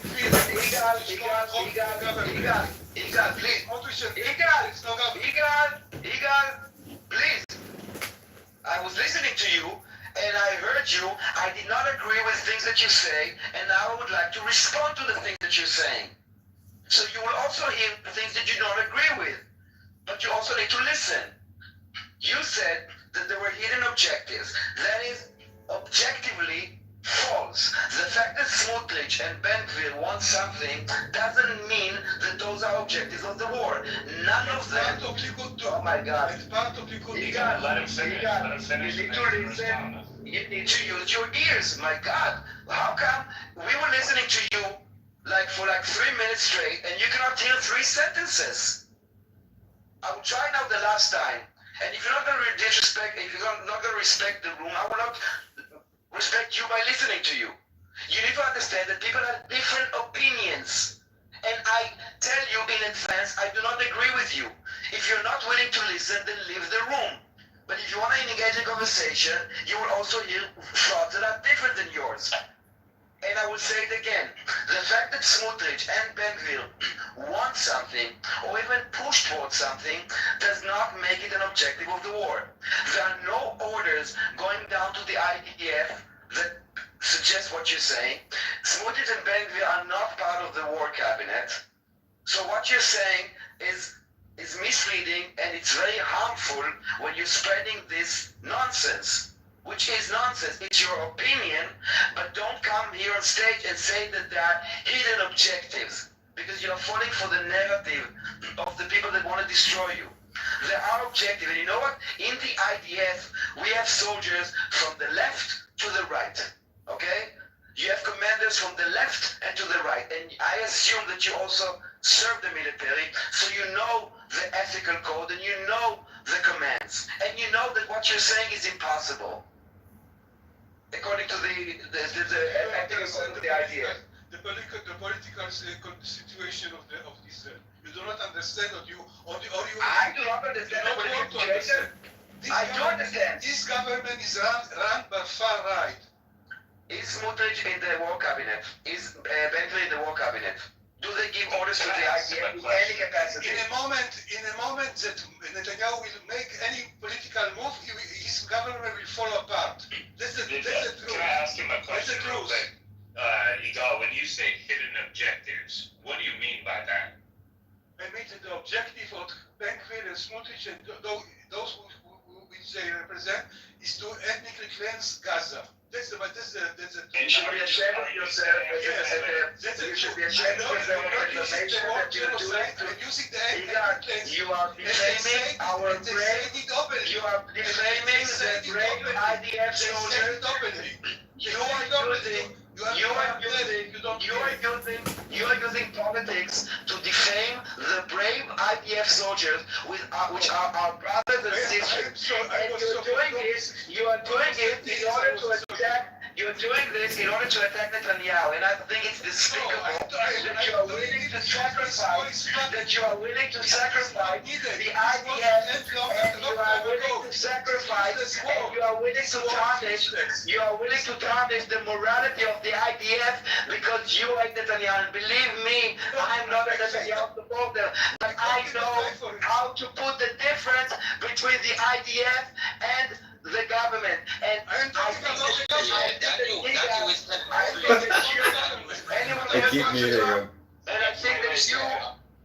think that you do not understand the politics of Israel, and you are confusing. You are thinking that you are making the idea, and you are making a very great mistake that you are here on stage making the idea. Oh my God, I'm done with it. Daniel, 1 second. I muted it like 10 times. Something, okay? To everybody. We were having now a 3-hour conversation that was very pleasant, that everybody spoke, no one overspoke on another, not even Aziz, not even people that hate us, except you, Igal. We let you speak. No, shut up now! Shut the fuck up now! You are talking. 90%. Shut the fuck up now. You need to understand that in this room, it's a serious conversation. And in a serious conversation, you need to also listen to the other people. And please be respectful. This is the first time that I raised my voice in the last 3 hours because I need to overrun you. If you want to join the conversation, there is a way to behave. If you want to behave like a thug, go to Amir's room. There, the loudest voice is heard. You live, Daniel. You live. But Daniel, I was thinking. I know this word I think what people have with a Trump yet. I was trying to. There is Sorry, go ahead. I think what he was saying was not that they were actual military objectives, but I could be wrong. I took it as this, that he was saying that there are members in the government who are like kingdom makers, who have their own desires for what happens in Gaza, and they are able to kind of manipulate Netanyahu into going along with their plans. Otherwise, they'll have his government fall apart. And that's what I think. Yes, he was saying that one of the objectives is ethnically cleansing the Gaza Strip, which is completely blood libel defamation of the IDF. I have zero problem with him criticizing the government. Believe me, there's no one that is criticizing Israel more than Israelis themselves. Okay? It started way before 7th of October. We had huge demonstrations of hundreds of thousands of people demonstrating against the government. We don't need Eagle to use the IDF in order to attack the government. You have a criticism on Smotrich, you have a criticism on Ben-Gvir, you have a criticism on Netanyahu, go ahead, dish it out. But if you are saying that the IDF is ethnically cleansing Gaza, you are an idiot. No, I think he was saying that that's what Smotrich and Ben-Gvir want the IDF. And I agree, and I said, they want, there are many people that want stuff, but to make it an objective, this is where I draw the line. I know, but I agree with you. He's speaking a second language. That's why I was trying to get clarity from him. I think what he was saying was that not that this is an official IDF objective or policy, but this is a desire of people in the government like Smotrich and Ben-Gvir who have leverage through threats of, we'll abandon this government if you don't go with what we want to do. And he's basically saying, this is how far it can go. They might be able to go through ethnic cleansing if they, use those threats the day after or something like that. That's what I took it as. Yes, but the IDF are soldiers that are Israelis, okay? He would attack Israel society in order to attack the government. And there is a separation between the government and the citizens. And when you talk about the IDF is me, my nephews, my friends, my brothers, my sister, my mother, my father. We were all IDF, okay? So this is where I draw the line. There are leftists, there are right-wingers, there are extreme right, there are extreme left, they are all in the military. And believe me, if there would be an order to ethnically cleanse, it's not Ben-Gvir's government, it's not Smotrich's government. This order is illegal, and the army is a legal, moral army, and not only this, we have the Supreme Court, which is an independent body. So what he's saying is half true, meaning it is true by the part that maybe Smotrich wanted. I'm sure that Smotrich wanted, and Ben-Gvir wants it, okay? I'm sure. It doesn't mean anything. So even if you say both of them together, yes. Wait, real quick. So you're basically saying that, let's say IDF soldiers eventually ended up getting instructions like this that says, take all the Palestinians out of Gaza, force them on a boat and go somewhere. You're saying that they would object to 100%. 120%. Remotely trained. They have a system where every direct order that comes from a superior, it's discussed and debated specifically whether or not to follow that order. Literally every order that comes up. Listen, I think that sometimes in any military commander, whoever gives an order, and it could be, something that's a terrible thing, illegal, whatever, but this is less an order, but more like a huge undertaking, right? Like, this isn't just like, oh, we're going to invade a town, or, no, you're doing a huge project here. And honestly, in my opinion, I would think they might do that. I mean, if they were told to do it and this becomes an official policy, I could see that happening. I'm actually shocked because I thought this was something that was popular or common. I was shocked that you guys are so offended by it, to be honest. Of course it's offended because it's not true. It's a blood libel. And I understand that he hates Netanyahu, which is a completely legitimate stand, especially in the democracy. But to use this in order to defame the IDF, it's insane. At the end, if this is the command that would go to the chief of staff, he's not a political figure. Okay, this is why he was also kicked out now because of the religious drafting, whatever. This command is illegal, and yes, it will go to the Supreme Court, and yes, there will be people that will not be volunteering to the army. Most of the army is reservists that can say, we're not coming anymore. Fuck you. The reason that they are fighting, let me just finish it. The reason that the IDF is fighting is because they believe in the cause. Yes. And how many IDF? Yeah, let's forget, Jack. The goals of this war, Jack, are to get the hostages. You're putting the cart before the horse. You're totally neglecting October 7th, Jack. It's like you're just a political spin artist. I don't know why you say stuff like this, but I was gonna say, Oh, I know you got red lines that can't be crossed, but you can only cross the red lines like on October 7th. We have red lines you can't cross, but we cross red lines all the time. So that was the first thing we talked about when I came on stage, and we moved on to something else.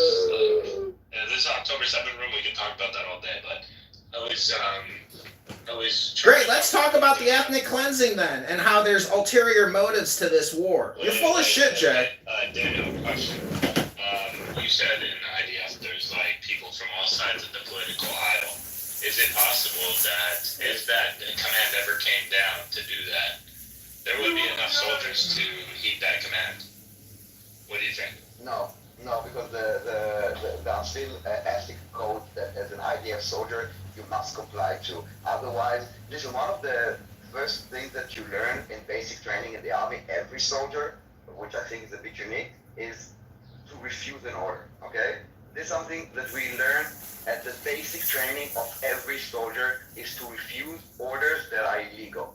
Meaning that if my commander tells me, like, I don't know, like, let's say shoot the civilian, or take this person which is not a threat, then I am ordered to refuse the order. And if I do comply with the order, I am complicit and I could be charged. And the Supreme Court, I think people kind of associate or try to look at Israel as an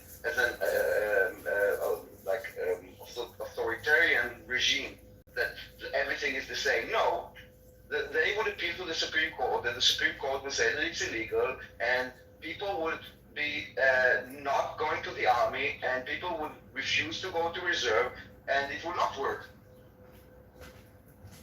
Also, I'm surprised. Also, the particular people you want is like generals. You want to have specific, because those are the guys that would have the scope, like you're saying, to exercise an ethnic cleansing or a genocide.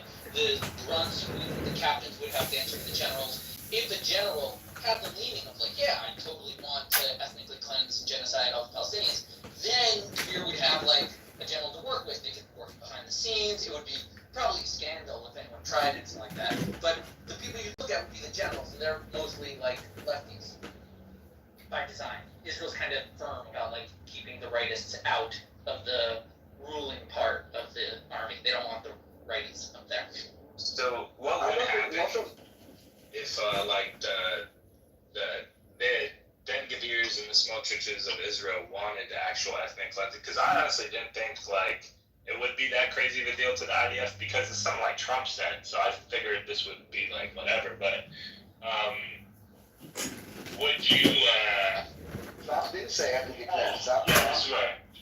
So what do you think would happen if they did make the threat that hey, we'll collapse this government if you don't do this? What do you think would happen? They would collapse it, or do you think Netanyahu would be like, no, I want to stay in power. Let's kick out. Well, what do you think when the government? They cannot do it. They would have to they would have to leave the government because Netanyahu does not have the authority to order something like this.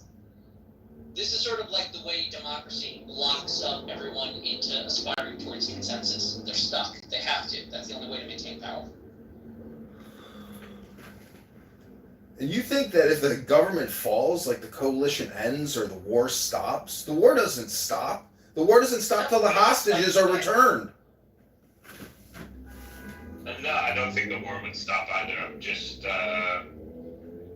it would be a vacuum, power vacuum, I guess, or a government. I mean, it would be a civil war. Like they would probably be fighting themselves and organizing some kind of movement because someone would attack them, and then they would have to defend themselves. It would be exactly like Israel 1.0. And right now, actually, there is a threat that the government will fall and that we will have an election in the coming October. And what about the drafting of the religious people? Not about ethnically cleansing anything. It's like internal things. Yeah. And which are legal, which you can agree with or not agree with, they're pushing it. What Eagle was suggesting was something which is a crime. And by the way, Trump didn't say anything about forcibly removing or ethnically cleansing. He was talking about offering him them opportunities for whoever wants to leave, which is not a crime. But this is not something the IDF is doing. Well, but I know that. But what do you guys? All right, forget ethnic cleansing. What do you guys think about settlements in Gaza? Do you think that's a realistic political reality for Israel? I tell you why not. Because of the security threat. I don't think that anyone would be willing to send their children to die in Gaza to protect settlement unless it's safe. And I don't see how it will be safe right now, especially. It would be just like continuous attacks on the soldiers in those communities. There you just. I mean, we're seeing pockets of protests in Gaza against Hamas. It doesn't mean, the fact that they hate Hamas doesn't mean that they like us. Don't be confused. They hate the oppression of their leaders. It doesn't, but they still hate Israel. They just, they see the reality that Hamas is launching rockets from their refugee tents, and Hamas is stealing their food. They know the reality of the ground. That, we are trying to expose, but it's really hard because everybody's saying, "Oh no, Hamas is wonderful and Israel is blocking aid and all that bullshit." Yeah. But the people on the ground actually know what's going on, and they see who's oppressing them, and this is why they're saying, when they get aid, thank you Netanyahu, thank you Trump, down with Hamas, down on Hamas. But it's not out of love of Israel. For me, I think, to myself, why is the Oslo Accords not being followed? The Oslo Accords should be followed by the Arabs, and it seems like after that, they just didn't want to go ahead with that plan. That plan was the best plan that they had, and at the time, their government officials wanted that plan. Here comes now the you're taking us down a whole nother rabbit hole. Don't interrupt. Sorry. Hold on and don't interrupt, okay? It's a joke, don't worry. Yeah, you're good. That's my point. I'm trying to figure out when they had a solution and both sides agreed on the solution. Why was this not taken up by the Palestinians? Why was this not enforced? Why? If you want the Palestinian perspective, I can give it to you, but go ahead. It's not. So there's so many different eras of this deal, right? Like of negotiating for peace and a two-state solution and all this stuff. During the negotiations, there was violence happening. There was settlements being built. There was Hamas attacking Israeli markets and restaurants. There was Baruch Goldstein, mowing down Palestinians in a mosque. There was all these horrible things in which both leaders came out and condemned and said, this does not represent us. We don't, Baruch Goldstein is not Zionism. That these attacks on the Barbaro pizza shop is condemned. And, both sides tried to condemn these things. In my opinion, the reason it felt like on our end, this deal was never going to go through. We recognized Israel, and there's still being settlements being built, and these negotiations are not in good faith. This was the thought process at the time. And ever since then, in the second Intifada, there hasn't been a real opportunity. There's been times where you have, Omer almost made a deal, but Abbas said he didn't have a chance to look it over. And then Omer went to jail. There's all these little things that happen. But in my mind, personally, I think you have to deal with the aspect of a Likud party and a Hamas, which both happened to come to power in the 2000s and stay in power for a long time. Hamas, no, I'm just talking about their positions on these certain negotiations. Forget everything else. Hamas wants a river to the sea, and the Likud party's foundational charter says we're going to be in control of a river to the sea, and there won't be a Palestinian state. We won't compromise for that due to whatever security, whatever reason. So these two, you need the two right people in Israel and on the Palestinian side to be in power at the same time, and time. And those things I think never happen. What's your number? To have like a good, genuine, good faith negotiation. Yeah, can I ask you a question? Could you tell me, please, after 48, after all Arab armies tried to destroy Israel, do you think that Israel still must sit on a table and make a proposal to take some land for Palestinians? I think if the Israeli leadership, whoever it is at the time, wants safety, security, and peace for their future generations and not have to live in, October 7th or people being killed when at pizza shops or buses or in the West Bank, that if they don't do that, they have to deal with the population of Palestinians that are still there and still don't have a permanent solution. So either give us what we want, which is our own state, and give us a lot of what you got, or we'll keep killing you. That's what he just told you. Absolutely. He's speaking threats. If you're not gonna give us, I'm not making a threat. I'm just giving you my perspective of what I think Israel could benefit from getting peace. Okay. That's it. And another question: do you accept Muslim conception of caliphate? If you need to conquer some land, you will do this. Do you agree with this? I'm not in support of any caliphate. No. Okay. Do you agree? Okay. And you recognize the status of Israel or no? Do I recognize the state of Israel? Absolutely. Do you believe that Israel should exist? Do I believe it should exist? No, but does it exist? Yeah. Oh, okay. There is a Hamas I don't member. need to. We were speaking with a Hamas member. What were No, I'm giving you my honest perspective, and I'll say it like this: does Israel need to exist in the way it does now? No. I think there's a lot of issues systemically in terms of the status quo, the situation with the occupation in the West Bank.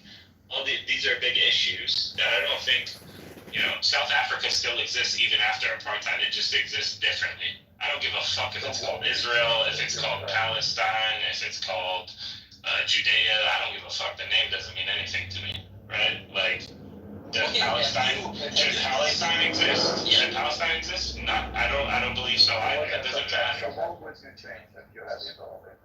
So what matters to you? What matters to me is simply an improvement in the quality of lives and opportunities for the people and the rights there, and to live in dignity. Isn't that always like the most generic response, a higher standard of living for everyone? You can blame the government that runs the people of Gaza and the people of the West Bank. You can blame them. If you want to put it all in one group, that's He wants wealth redistribution, everybody. He's like a 21-year-old girl at a party. When you ask her, what would you want for the world? She says, I want wealth redistribution. The opposite. I want to combat resistance through capitalism. And fuck communism. You should be one of the people that were protesting on the streets of Gaza against Hamas. You should be one of those people. David, stop drinking, please, for everyone's What you're pushing for. David gets burned right away. Right now in the Palestinian Authority and in Gaza. They don't want to be educated, as you understand.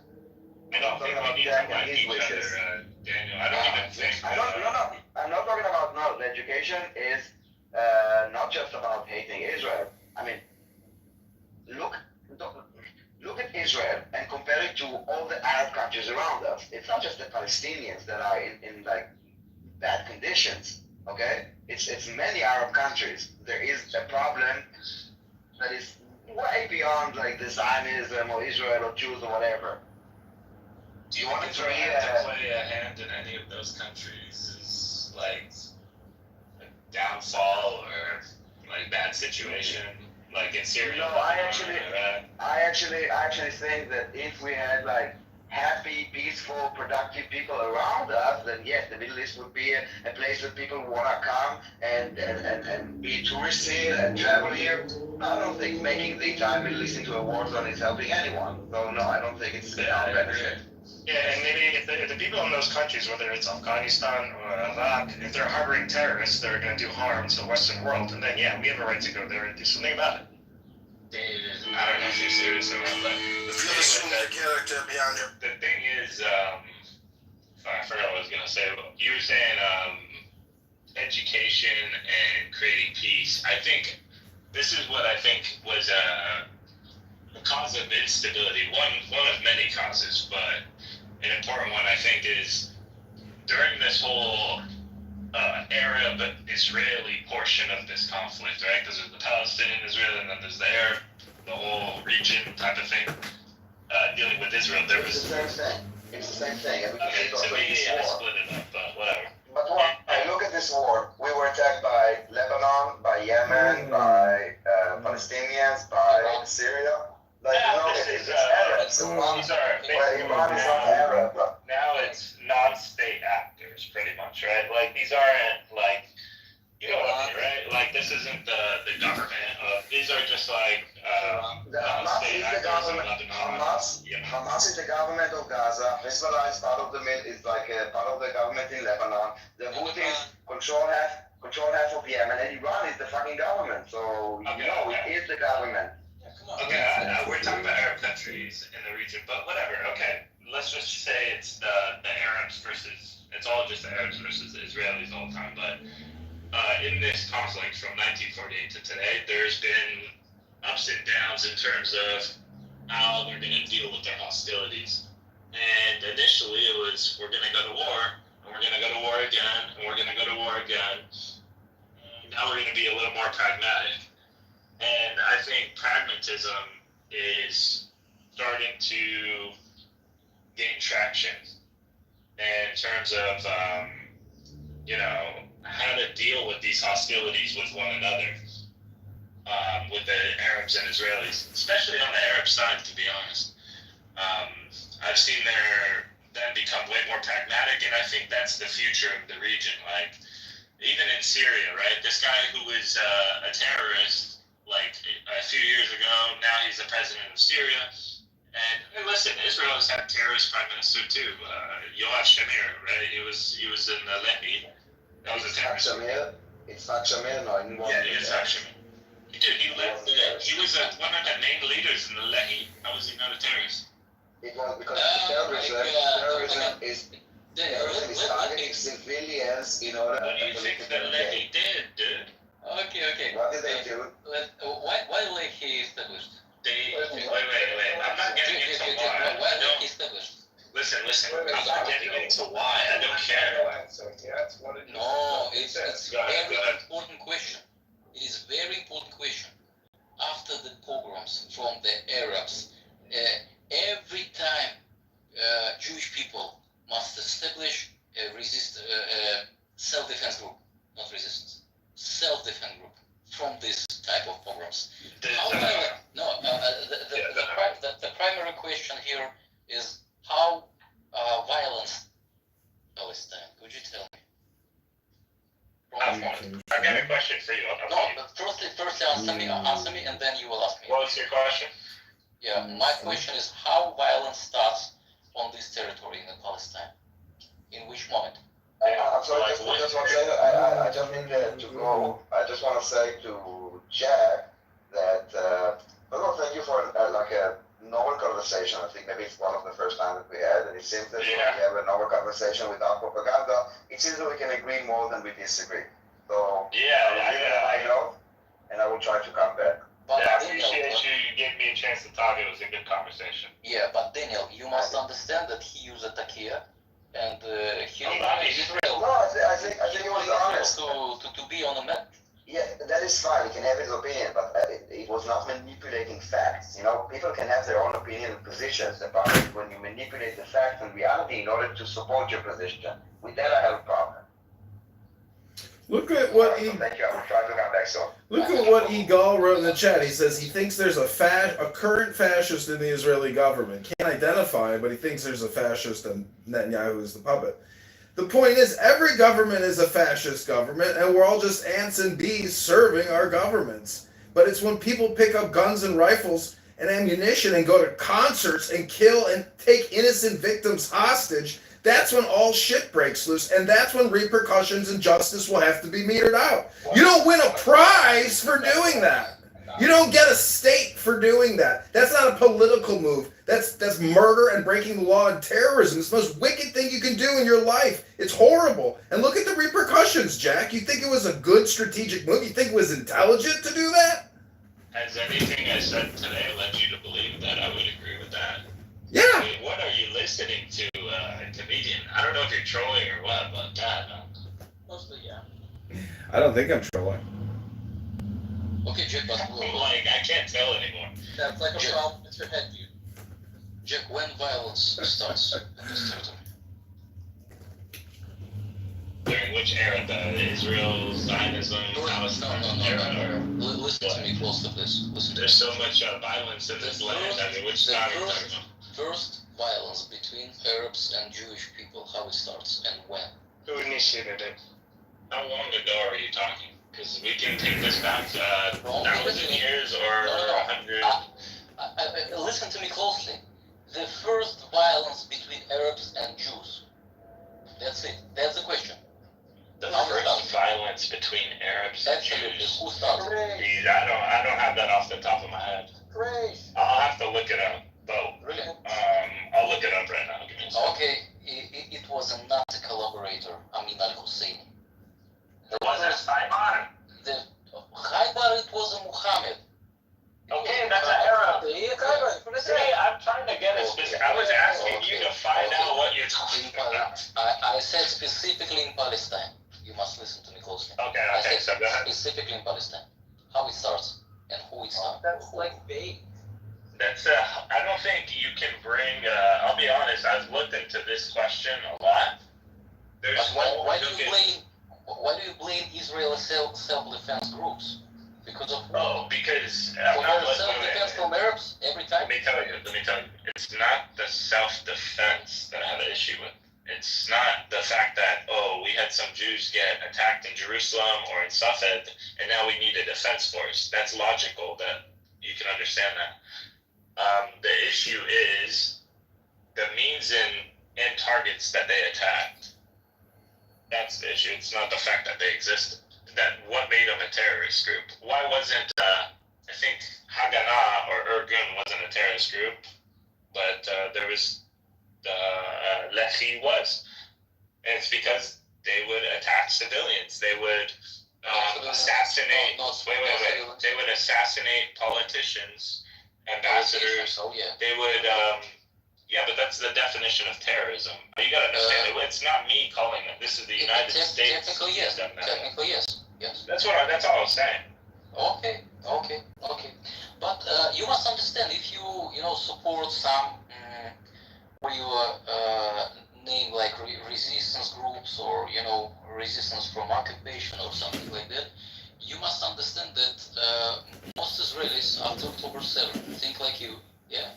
And if you don't want people to be displaced from this territory, you should think about it, because most of people that hear your rhetoric or understand what you're gonna do or what you imagine on this territory, and that you are not recognized and don't believe that Israel should exist, you must understand that there is a lot of Jewish people who think like you after October 7th, because you are a big threat.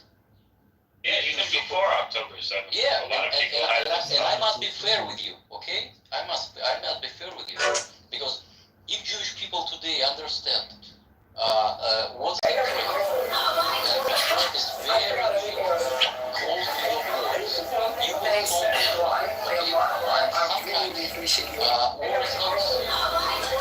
And sometimes war is not a good thing, and maybe the methods you will not like.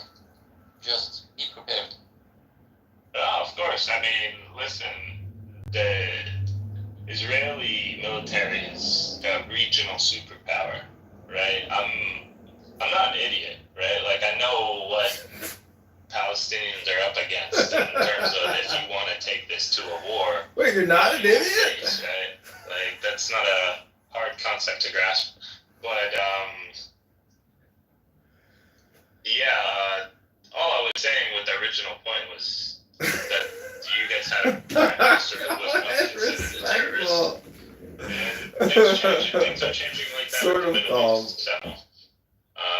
So, The founders founders of America were also terrorists, and they became a government in and of, right? So like, Sort of. right, Oh, so in one of the disadvantages Sort we have, of. like living in the 21st century is things are so fast.